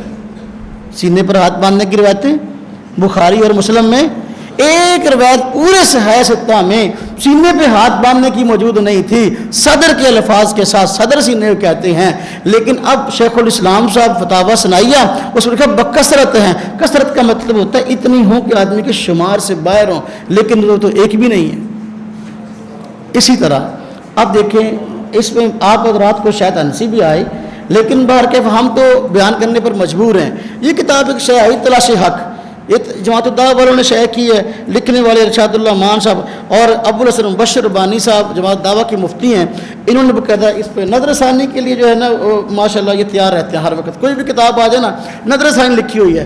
اب نظر ثانی کا حال میں آپ کو بتاؤں تو اس پہ بڑی بات لمبی ہو جائے گی۔ اس پہ باقاعدہ لکھا ہے، آپ حیران ہوں گے کہ مرزا مظہر جانے جانا مجددی حنفی سینے پر ہاتھ باندھنے کی حدیث کو بسبب قوی ہونے کے ترجیح دیتے تھے اور خود سینے پر ہاتھ باندھے تھے۔ حوالہ دیا ہدایہ، حوالہ کا دیا ہدایہ، جلد 1 صفحہ 450۔ مرزا مظہر جانے جانا رحمۃ اللہ علیہ قریب کے بزرگ ہیں، ہدایہ اس سے صدیوں پہلے لکھی گئی ہے، تو مرزا مظہر جانے جانا رحمۃ اللہ علیہ کہاں آگے ترجیح دیں گے مجھے بتائیں آپ؟ وہ کتاب کا نام ہے تلاش حق، بات سمجھ آئی؟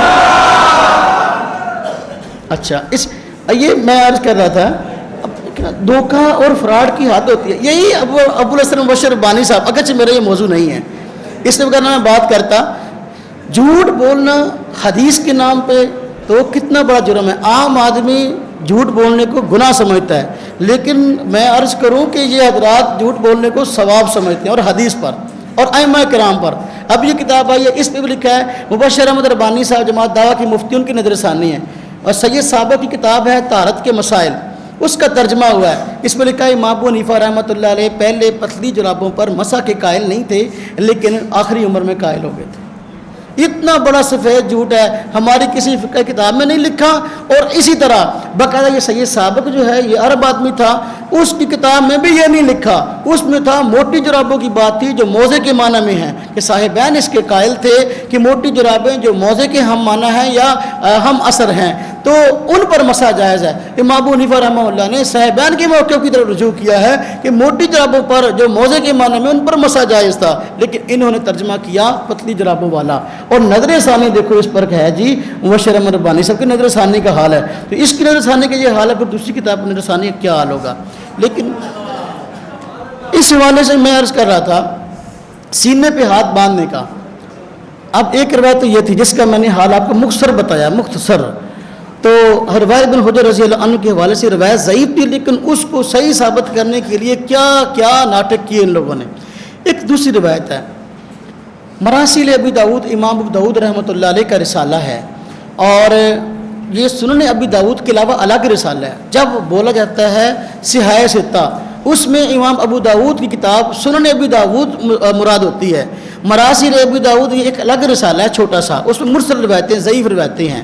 اب ہوا یوں کہ حضرت علی رضی اللہ تعالیٰ عنہ سے سنن ابی داؤد کے بعض نسخوں میں یہ روایت موجود ہے، ابن العربی کے نسخے میں، کہ حضرت علی رضی اللہ عنہ فرماتے ہیں کہ سنت یہ ہے کہ بھئی نماز میں ہاتھ ناف کے نیچے باندھے جائیں۔ یہ روایت سنن ابی داؤد میں موجود تھی۔ اب جب ہمارے حضرات تذکرہ کرتے کہتے کہ بھئی دیکھو ناف کے نیچے ہاتھ باندھنے کی روایت تو صحیح ستہ میں موجود ہے اور سنن ابی داؤد میں موجود ہے، تو وہ حضرات پریشان ہو جاتے، اور ان کے پاس اس کا جواب کوئی نہیں تھا، کیونکہ سینے پہ ہاتھ باندھنے کی روایت کوئی بھی صحیح ستہ میں موجود نہیں تھی۔ اب گڑبڑ کیا کی، ایک تو یہ ساری گڑبڑیں کسی نے نسائی کا حوالہ دیا روایت بن حجر کی روایت کو نقل کر کے، کسی نے ابو داؤد کا حوالہ دیا جس طرح کہ زمیمہ فتاوی استاریہ میں ہوا، کسی نے کچھ کیا، جھوٹ بولا۔ اب ایک کام یہ ہوا کہ وہ حدیث جو مراسیل ابی داؤد کے اندر تھی، اور طاؤس کی روایت جو ہے تابعی تھے مرسل روایت، اور مرسل کو خود وہ ضعیف کہتے ہیں، انہوں نے یہ کام کیا، وہ مراسیل ابو داؤد چھوٹے رسالے سے اس حدیث کو نکالا، سنن ابی داؤد کے اندر داخل کر دیا، سنن ابی داؤد کے اندر۔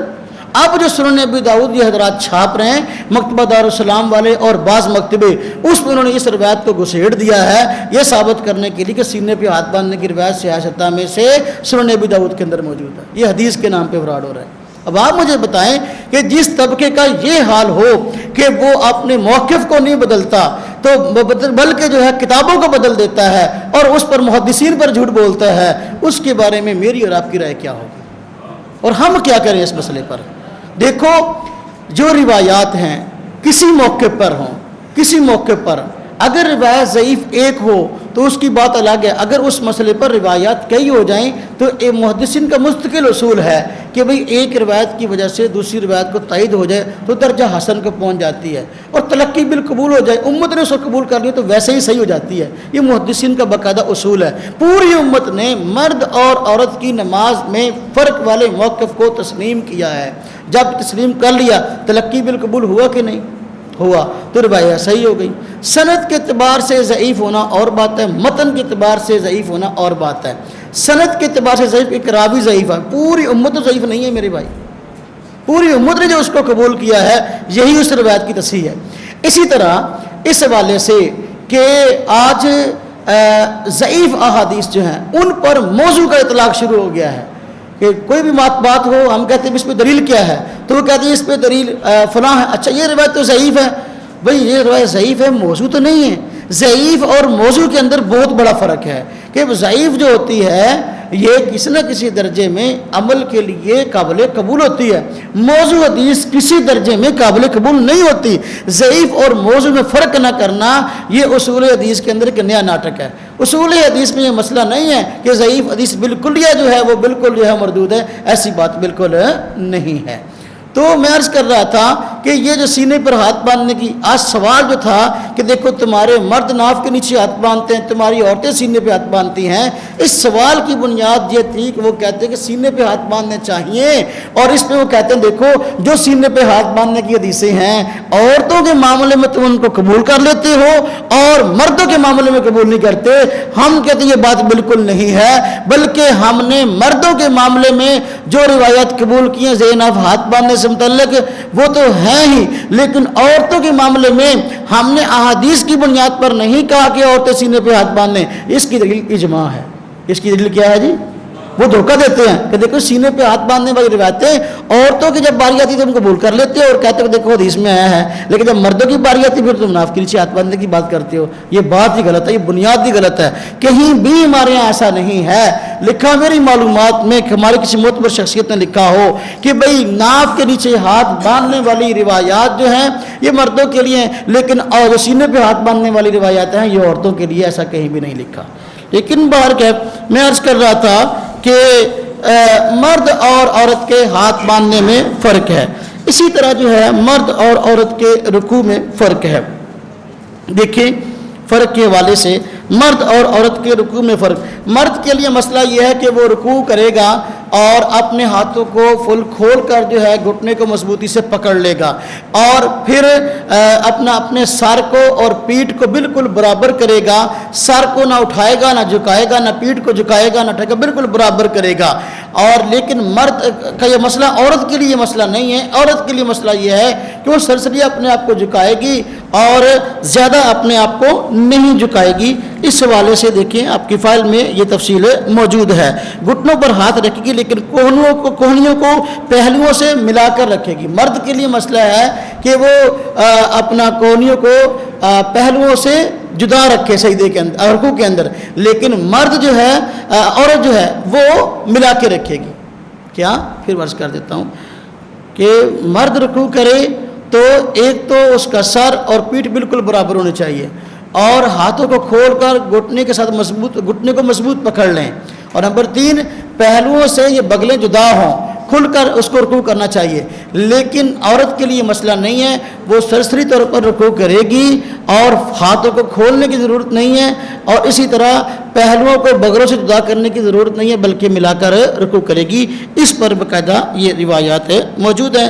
اس پہ مردوں کے متعلق بھی ہے، عورتوں کے متعلق. عطا رحمہ اللہ مشہور تابعی ہیں، مصنف عبدالرزاق، یہ امام بخاری رحمۃ اللہ علیہ کے استاد، ان کی کتاب ہے، جلد نمبر 3 صفحہ 50 پر روایت موجود ہے. حضرت عطا رحمہ اللہ فرماتے ہیں عورت جو ہے سمٹ کر رکوع کرے گی، اپنے ہاتھوں کو اپنے پیٹ کی طرف ملائے گی، جتنا سمٹ سکتی ہو سمٹ جائے گی. ہاں جی، جب یہ حضرت عطا رحمہ اللہ سے مستقل طور پر رکوع میں فرق آ گیا اور تابعی کی غیر مدرک بات بھی جو ہے ظاہر بات ہے صحابی سے سما پر محمول ہوتی ہے.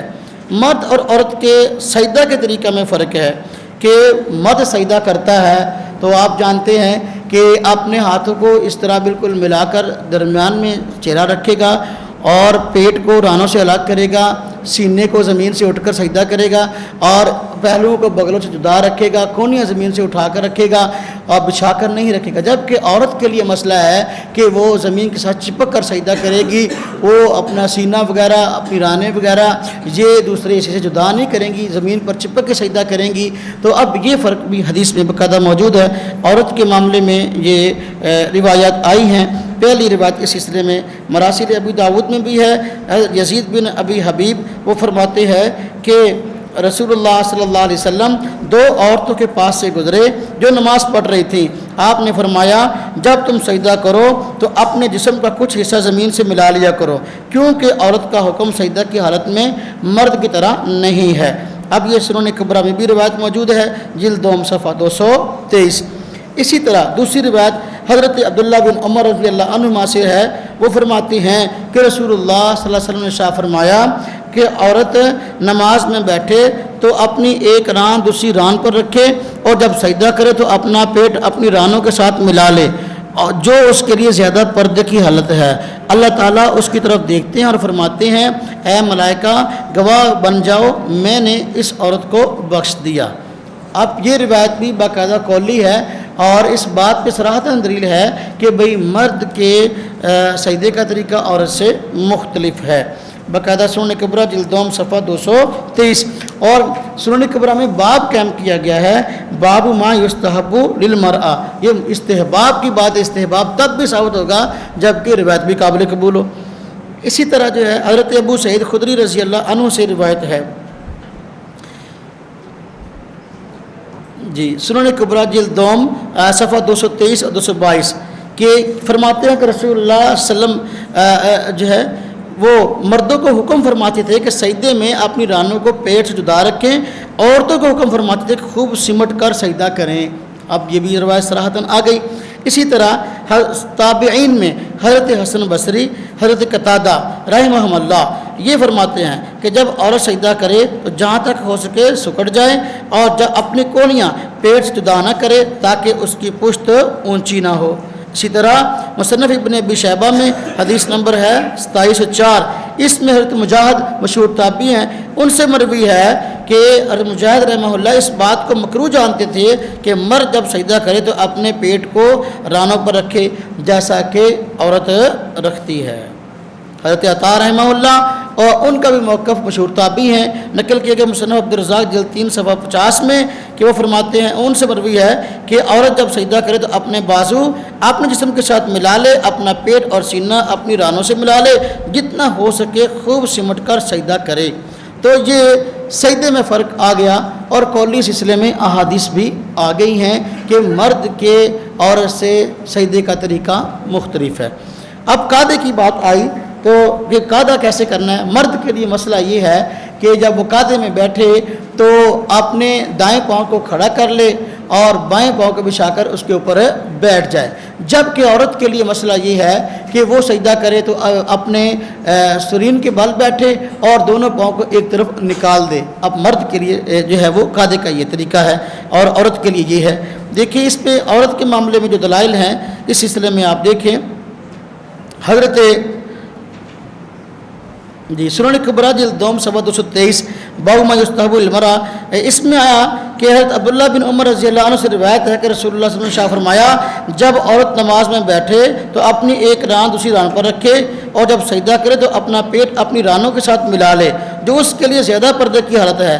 اللہ تعالیٰ اس کی طرف دیکھتے ہیں اور فرماتے ہیں، اے میرے ملائکہ گواہ بن جاؤ، میں نے اس عورت کو بخش دیا۔ یہ روایت پہلے بھی گزری، اب اس میں قعدے کا تذکرہ تھا اس لیے ذکر کیا گیا۔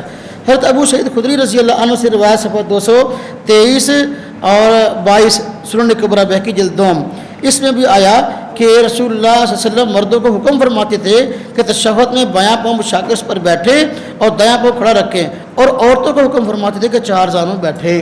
اب یہ بھی دیکھو صراحتاً یہ حکم کی بات ہے، اور حکم جو ہوتا ہے ظاہر بات ہے کہ اس پر عمل کرنا ضروری ہوتا ہے۔ اسی طرح حضرت نافع حضرت عبداللہ بن عمر رضی اللہ عنہ سے روایت کرتے کہ ان سے سوال کیا گیا کہ حضور صلی اللہ علیہ وسلم کے زمانے میں عورتیں نماز میں کس طرح بیٹھتی تھیں، نماز کس طرح ادا کرتی تھیں؟ انہوں نے فرمایا کہ پہلے تو 4 زانوں بیٹھتی تھی، پھر ان کو حکم دیا گیا کہ دونوں پاؤں ایک طرف نکال کر سرین کے بل بیٹھیں۔ حضرت ابن عباس رضی اللہ عنہ مصنف ابن ابی شیبہ جلد 2 صفحہ 505 اس میں روایت ہے کہ ابن عباس رضی اللہ عنہ سے عورت کی نماز کے متعلق سوال کیا گیا تو آپ نے فرمایا خوب سمٹ کر نماز پڑھے اور بیٹھنے کی حالت میں سرین کے بل بیٹھے۔ اب یہ ساری بات اس سلسلے میں قعدے کے متعلق آ گئی کہ عورت کے قعدے کا طریقہ مرد سے مختلف ہے۔ جو حضرات آج مرد اور عورت کی نماز میں فرق کی بات نہیں کرتے، وہ کہتے ہیں کہ مرد اور عورت کی نماز میں کوئی فرق نہیں ہے، جب ہم ان سے دلیل پوچھتے ہیں ان کے پاس کوئی صریح کوئی واضح اس سلسلے میں دلیل نہیں ہے۔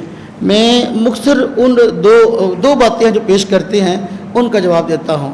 سہارا روایات کا لیتے ہیں، لیکن حقیقت میں روایات میں اس چیز کا تذکرہ موجود نہیں ہے۔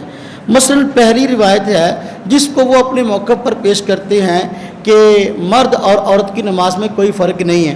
حضرت مالک بن حویرث رضی اللہ تعالی عنہ ان سے روایت بخاری شریف میں موجود ہے کہ خود وہ اور ان کے ساتھ چند اور جو حضرات دین کی باتیں سیکھنے کے لیے باہر کے حضرات تھے، نبی پاک صلی اللہ علیہ وسلم کے پاس مدینہ شریف آئے اور تقریباً 20 دن تک آپ کے پاس رہے، اور پھر جب واپس جانے لگے تو اس وقت حضرت نبی پاک صلی اللہ علیہ وسلم نے ان کو فرمایا صلو کما رأیتمونی اصلی، نماز اس طرح پڑھنا جس طرح تم نے مجھے نماز پڑھتے ہوئے دیکھا ہے۔ اس چیز کو بنیاد بناتے ہوئے کہتے ہیں کہ دیکھو نبی پاک صلی اللہ علیہ وسلم نے ارشاد فرمایا صلو کما رأیتمونی اصلی، نماز اس طرح پڑھو جس طرح تم نے مجھے نماز پڑھتے ہوئے دیکھا ہے۔ اور نبی پاک صلی اللہ علیہ وسلم جیسے نماز پڑھتے تھے یہ طریقہ مردوں کے لیے بھی ہے، یہ طریقہ عورتوں کے لیے بھی ہے، اس کو سمجھیں۔ بات یہ ہے کہ اگر یہ روایت پیش کرنی ہے، دیانتداری کا تقاضا یہ تھا کہ اس روایت کو جس تفصیل کے ساتھ احادیث میں روایت کیا گیا اسی تفصیل کے ساتھ ذکر کرتے، جبکہ یہ حضرات ذکر نہیں کرتے کیونکہ بہت ساری باتیں خود ان کے اپنے خلاف جاتی ہیں۔ اس میں پہلی بات یہ ہے، آپ نے فرمایا صلو کما رأیتمونی اصلی، نماز اس طرح پڑھو جس طرح تم نے مجھے پڑھتے ہوئے دیکھا ہے۔ ہر غیر مکلف جو بھی نماز کے موضوع پر کتاب لکھتا ہے اس کے اوپر ٹائٹل ہوتا ہے صلو کما رأیتمونی اصلی۔ نبی پاک صلی اللہ علیہ وسلم نے یہ بات کس کو ارشاد فرمائی؟ صحابہ کرام کو۔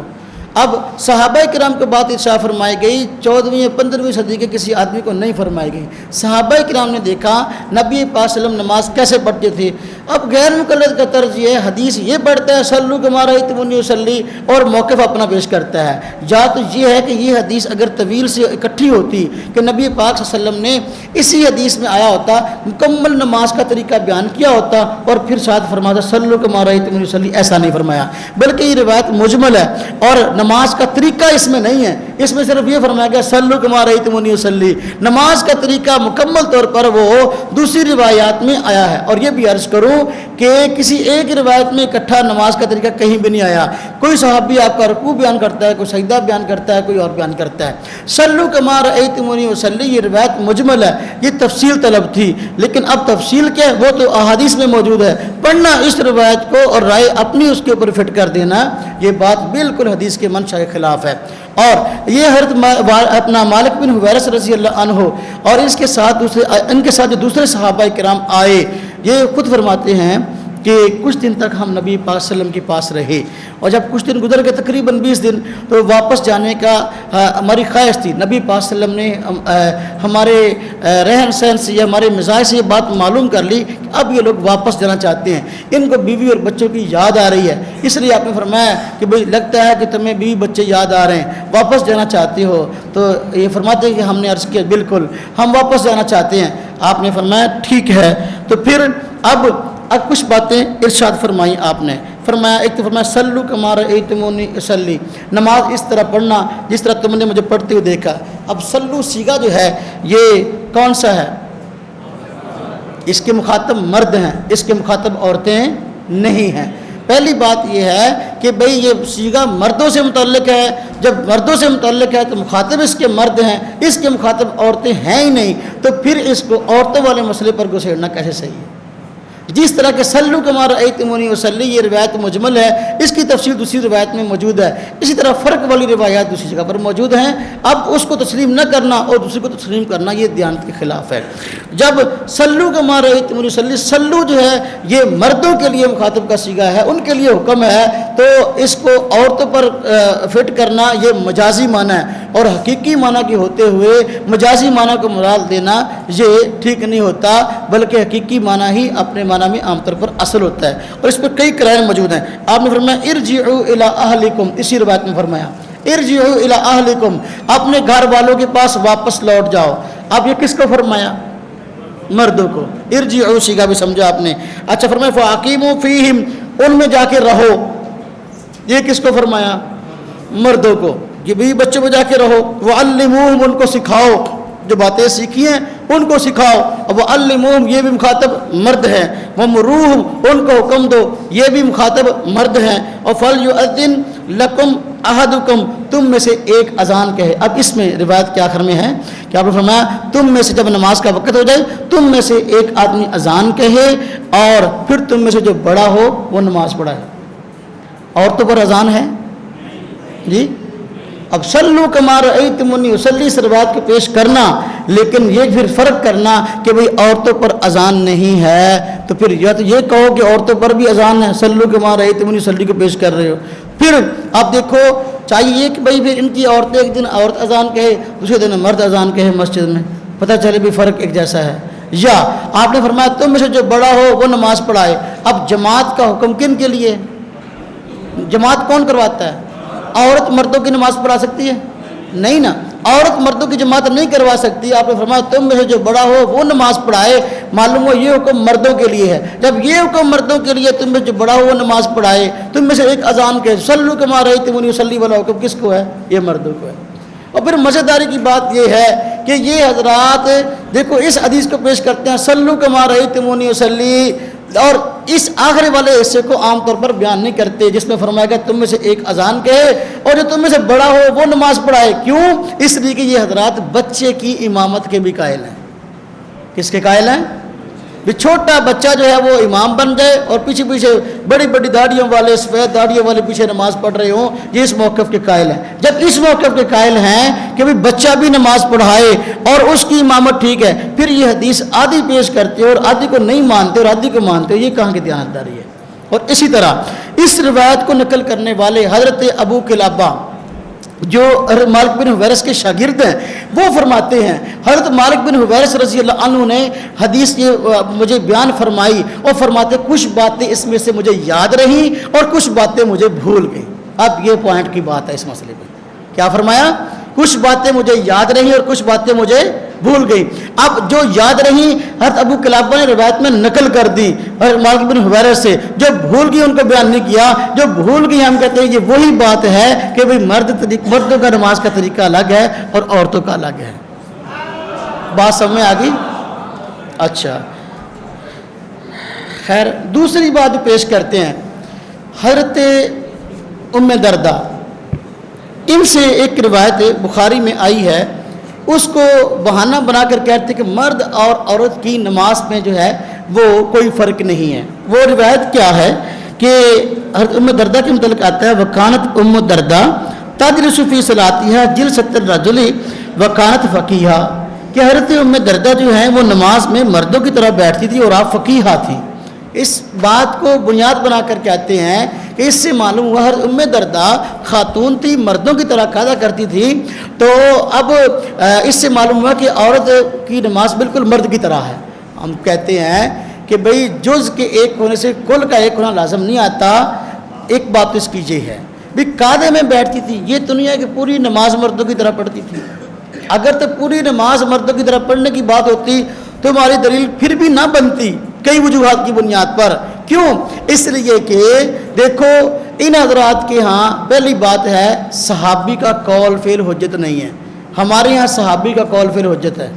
ان کی ہاں باقاعدہ اصول کی کتابیں فتاوی علماء حدیث میں لکھا ہے, فتاوی ثنائیہ میں لکھا ہے, فتاوی نظیریہ میں لکھا ہے. جو بڑے بڑے ان حضرات کے فتاوی ہیں اس میں باقاعدہ لکھا ہے کہ صحابی کا قول فعل حجت نہیں ہے. اور یہ جو حضرت ام دردہ ہیں یہ صحابیہ بھی نہیں ہیں بلکہ یہ تابعیہ ہیں. ام دردہ کے نام سے دو شخصیات تھی. اس روایت کو نقل کرنے والے حضرت مکحول ہیں, اور مکحول نے ام دردہ صحابیہ کا زمانہ ہی نہیں پایا. جب انہوں نے ام دردہ صحابی کا زمانہ نہیں پایا تو یہ ام دردہ صحابیہ نہیں ہے بلکہ یہ تابعیہ ہیں. جب تمہارے صحابی کا قول فعل دلیل نہیں ہے تو تابعی کا قول فعل دلیل کہاں سے ہو جائے گا؟ یہ ڈوبتے کو ترکے کا سہارا. اب وجہ کیا ہے؟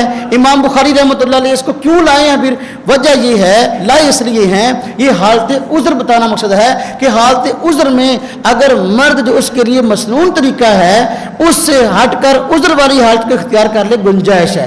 اسی طرح عورت اس کے لیے جو نماز کا مسنون طریقہ ہے اس سے ہٹ کر اگر کوئی اور عذر والا طریقہ اختیار کر لے اس کی گنجائش ہے. اس پہ صریح دلیل سے پہلی روایت ہے حضرت عبداللہ بن عمر رضی اللہ تعالیٰ عنہما والی. ان کے بیٹے حضرت عبداللہ کے بیٹے حضرت عبداللہ, انہوں نے خود جو ہے حضرت عبداللہ بن عمر رضی اللہ عنہ ماں کو دیکھا کہ آپ نماز پڑھ رہے تھے اور آپ نماز میں چار زانوں بیٹھے تھے. جبکہ حضرت عبداللہ بن عمر رضی اللہ عنہ خود اس روایت کو نقل کرتے ہیں کہ مرد کے لیے مسئلہ یہ کہ قاعدے میں بیٹھے تو دائیں پاؤں کھڑا کرے, بائیں پاؤں بچھا کر اس کے اوپر بیٹھ جائے. تو آپ کے بیٹے نے جب یہ آپ کا عمل دیکھا کہ روایت یہ بیان کرتے ہیں کہ دائیں پاؤں کو کھڑا کرنا ہے اور بائیں پاؤں کو بچھا کر اوپر بیٹھنا ہے, تو خود عمل ہے کہ یہ اس طرح نہیں بیٹھتے. اپنے ابو سے سوال کر لیا, انہوں نے فرمایا کہ مجھے عذر ہے, میرے ٹانگیں کمزور ہیں اور اس طرح میں بیٹھ نہیں سکتا, اس وجہ سے میں مجبوری کی وجہ سے ایسے بیٹھا ہوں. پہلے یہ روایت نقل کی ہے عبداللہ بن عمر رضی اللہ عنہ کا جو سنت طریقہ تھا وہ بیان ہوا پہلے, اب انہوں نے عذر کی وجہ سے جو ہے دوسرا طریقہ اختیار کیا. اسی طرح عورتوں کے لیے سنت طریقہ تو دوسرا تھا لیکن حضرت ام دردہ نے عذر کی وجہ سے دوسرا طریقہ اختیار کیا. اصل بات یہ امام بخاری رحمۃ اللہ علیہ سے ان کا دور کا ہی واسطہ نہیں ہے بلکہ بخاری شریف کے کتنے مسائل ایسے جن کو یہ نہیں مانتے اور یہ بھی روایت ان کی دلیل نہیں بنتی. بات سمجھ میں آئی؟ دوسری روایت میں باقاعدہ آیا ہے حضرت ام دردہ رضی اللہ تعالیٰ عنہا جس طرح اس طرح بیٹھتی تھی اس طرح تربوں کی حالت میں بیٹھتی تھی, چار زانوں ہو کر بیٹھتی تھی. حالانکہ چار زانوں ہو کر بیٹھنا غیر مقلدوں کا موقف نہیں ہے. بات سمجھ میں آئی؟ باہر کے یہی دو باتیں تھیں. اور میں نے عرض کیا کہ یہ جو مسئلہ ہے مرد عورت کی نماز میں فرق کی بات ہے. اختلاف مزاجوں میں ہوتا ہے, طبیعتوں میں ہوتا ہے, مسائل میں ہوتا ہے. ہر آدمی کو حق ہے کہ وہ مسئلہ بیان کرے, اپنے متبعین میں اپنے دلائل کی ترجیحات بیان کرے, اس مسئلے میں اختلاف کوئی نہیں. لیکن کیا اس بات کا بھی حق ہے کہ آدمی مسئلہ بیان کرے اور نام قرآن و حدیث کا لے، نام بڑی بڑی شخصیات کا لے، لیکن ان پر جھوٹ بول کر ان کے غلط موقف کی ترجمانی کرے، اس کا تو حق نہیں ہے نا۔ جس طرح میں نے پہلے عرض کیا کہ علامہ ابن خزیمہ نے جو روایت نقل کی تھی حضرت وائل بن حجر کی علی صدری والی، اس میں ان لوگوں نے کتنے جھوٹ بولے ہیں۔ کیا قرآن و سنت اس بات کی بھی اجازت دیتا ہے؟ بالکل نہیں۔ اسی طرح اب انہوں نے یہ کام ایک شروع کیا ہے کہ جو بزرگ ہیں بڑے بڑے یا علماء کرام ہیں، ان کی کتابوں کو شائع کرنا شروع کیا، حدیث کی کتابوں کو شائع کرنا شروع کیا، ان میں مرضی کی تبدیلیاں شروع کر دی ہیں، اور یہ سب قرآن و حدیث کے نام پہ ہو رہا ہے۔ یہ بات طے شدہ ہے، پوری امت مسلمہ اس بات کو مانتی اور جانتی ہے کہ بھئی مصنف کی کتاب میں تبدیلی کرنا یہ کسی کے لیے جائز نہیں ہے، تحریف ہے، اور یہ شریعت اس کی گنجائش نہیں دیتی۔ کوئی مصنف ہے جس نے کتاب لکھی ہے وہ خود تو اپنی کتاب میں تبدیلی کر سکتا ہے، لیکن دوسرے کو حق نہیں ہے کہ اس میں تبدیلی کرے اور اس میں تحریف کرے۔ ان لوگوں نے، اب میں نے عرض کیا، سنن ابی داؤد میں تحریف کی، وہ مراسل ابی داؤد والی روایت نکال کر سنن ابی داؤد میں داخل کر دی۔ اب ایک اور کارنامہ ان لوگوں نے انجام دیا ہے، وہ یہ ہے، دیکھیں ذرا، یہ ایک کتاب ہے، اس کا نام ہے خواتین کے مخصوص مسائل۔ یہ مشہور سعودی عالم صالح بن فوزان ابھی حیات ہیں، مشہور سعودی عالم ہیں، اور سعودیہ کی جو فتویٰ کمیٹی ہے اس کے رکن بھی ہیں۔ ان کی کتاب ہے خواتین کے مخصوص مسائل۔ یہ وہ خواتین جو وہاں سے حج کر کے آتی ہیں ان کو تحفے میں ملتی ہے یہ کتاب۔ یہ اب اس میں مخصوص مسائل، مخصوص کا معنی یہ ہے کہ اس میں ایسے مسئلے بیان ہوں گے جو مردوں سے متعلق نہیں ہیں۔ اس میں حضرت شیخ صالح بن فوزان نے جہاں اور مسئلے بیان کیے، ایک مسئلہ یہ بھی بیان کیا کہ مرد اور عورت کی نماز میں فرق ہے، مرد اور عورت کی نماز میں۔ اب یہ کتاب جب پاکستان میں پہنچی، جو خواتین حج کر کے آئیں، تو جو آج یہ بیچارے جو فرق کے قائل نہیں ہیں، ان کے لیے پریشانی بن گئی کہ سعودیہ سے کتاب آ رہی ہے، اس میں لکھا ہے مرد اور عورت کی نماز میں فرق ہے، پریشانی پڑ گئی۔ اب کیا کیا، اس کتاب کو ان لوگوں نے شائع کیا، اور ان لوگوں نے شائع کیا اور اس میں تبدیلیاں کر دی۔ یہ جماعت الدعوہ والے، ان کا مکتبہ ہے دارالاندلس، انہوں نے یہ کتاب شائع کی اور اس کا ایک تو نام بدل دیا۔ کتاب کا نام تھا خواتین کے مخصوص مسائل، اس کا نام رکھ دیا خواتین کے دینی مسائل۔ دینی میں اور مخصوص میں کوئی فرق ہے؟ بھئی جانتے ہو دینی میں اور مخصوص میں کوئی فرق ہے کہ نہیں؟ بھئی ہے نا، مخصوص کا مطلب ہے یہ مردوں سے متعلق بات نہیں ہے۔ بھئی دینی مسائل ایسے کتنے ہیں جو جن میں مرد اور عورت مشترک بھی ہیں، باہر کا کتاب کا ایک تو نام بدل دیا، اور دوسرا یہ ساری بحث جو انہوں نے نقل کی تھی شیخ صالح بن فوزان نے کہ مرد اور عورت کی نماز میں فرق ہے، یہ ساری بحث کو اس کتاب سے نکال دیا۔ یہ کس نام پہ کیا؟ قرآن و حدیث کے نام پہ۔ اور اسی طرح یہ ایک مکتبہ ہے شرکت الامتیاز، انہوں نے بھی یہ کتاب شائع کی۔ اب انہوں نے اس کا نام کیا رکھا؟ تحفہ برائے خواتین۔ تحفہ برائے، کتاب کا نام کیا تھا؟ خواتین کے مخصوص مسائل۔ چونکہ وہ نام ہی پریشانی کا باعث تھا، اس لیے تحفہ برائے خواتین اس کا نام رکھا، تحفہ برائے خواتین نام رکھا، اور اس میں شیخ صالح بن فوزان کے موقف کو نکال کر اپنا موقف داخل کر دیا کہ بھئی مرد اور عورت کی نماز میں کوئی فرق نہیں ہے، جو فرق کرتے ہیں وہ غلط کہتے ہیں۔ اب ایک عام آدمی مارکیٹ سے جائے گا، جب اس کتاب کو خریدے گا، بھی سعودی عالم ہے اور انہوں نے کتاب لکھی ہے اور اس میں لکھا ہوا ہے مرد اور عورت کی نماز میں جو ہے کوئی فرق نہیں ہے، وہ تو یہی رائے قائم کرے گا بھی سعودیہ والے اس موقف کے قائل ہے کہ مرد اور عورت کی نماز میں کوئی فرق نہیں، حالانکہ وہ تو فرق کے قائل ہیں۔ تو یہ دھوکہ اور فراڈ ہے۔ اسی طرح یہ ایک اور مکتبہ ہے ادھر دارالابلاغ والا، اس نے بھی یہی کتاب شائع کی، اس میں بھی جو ہے نا باقاعدہ طور پر جو ہے تبدیلیاں کر کے اور اس میں اپنا موقف ڈال دیا، اور اس کا بھی نام رکھا ہے، یہ دیکھیں تحفہ برائے خواتین، اس کا بھی نام یہ رکھا دارالابلاغ، اور باقاعدہ اس میں بھی یہ سارا موقف نکال دیا جو شیخ صالح بن فوزان کا تھا، اور اپنا موقف ڈال دیا، اور عام عوام کو دھوکہ دے رہے کہ سعودیہ والے جو ہے نا وہ ہمارے ساتھ ہیں، حالانکہ سعودیہ والے اس مسئلے میں ان کے ساتھ نہیں ہیں، اور باقاعدہ کتاب ملتی ہے۔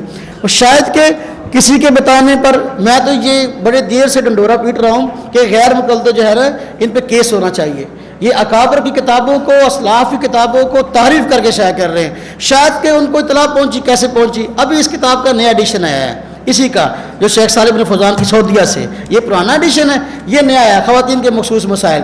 اس میں باقاعدہ شیخ نے یہ ٹائٹل پیج کے بیک سائڈ پر لکھ دیا ہے کہ بھئی اس کتاب کو وہ آدمی چھاپ سکتا ہے جو اس میں تبدیلی نہ کرے۔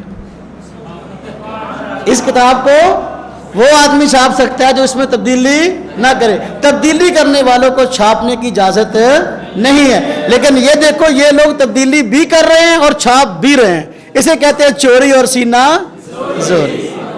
بات سمجھ میں آئی آپ لوگوں کو؟ اب میں عرض کروں کہ یہ کتاب ہے، موضوع تو ختم ہو گیا۔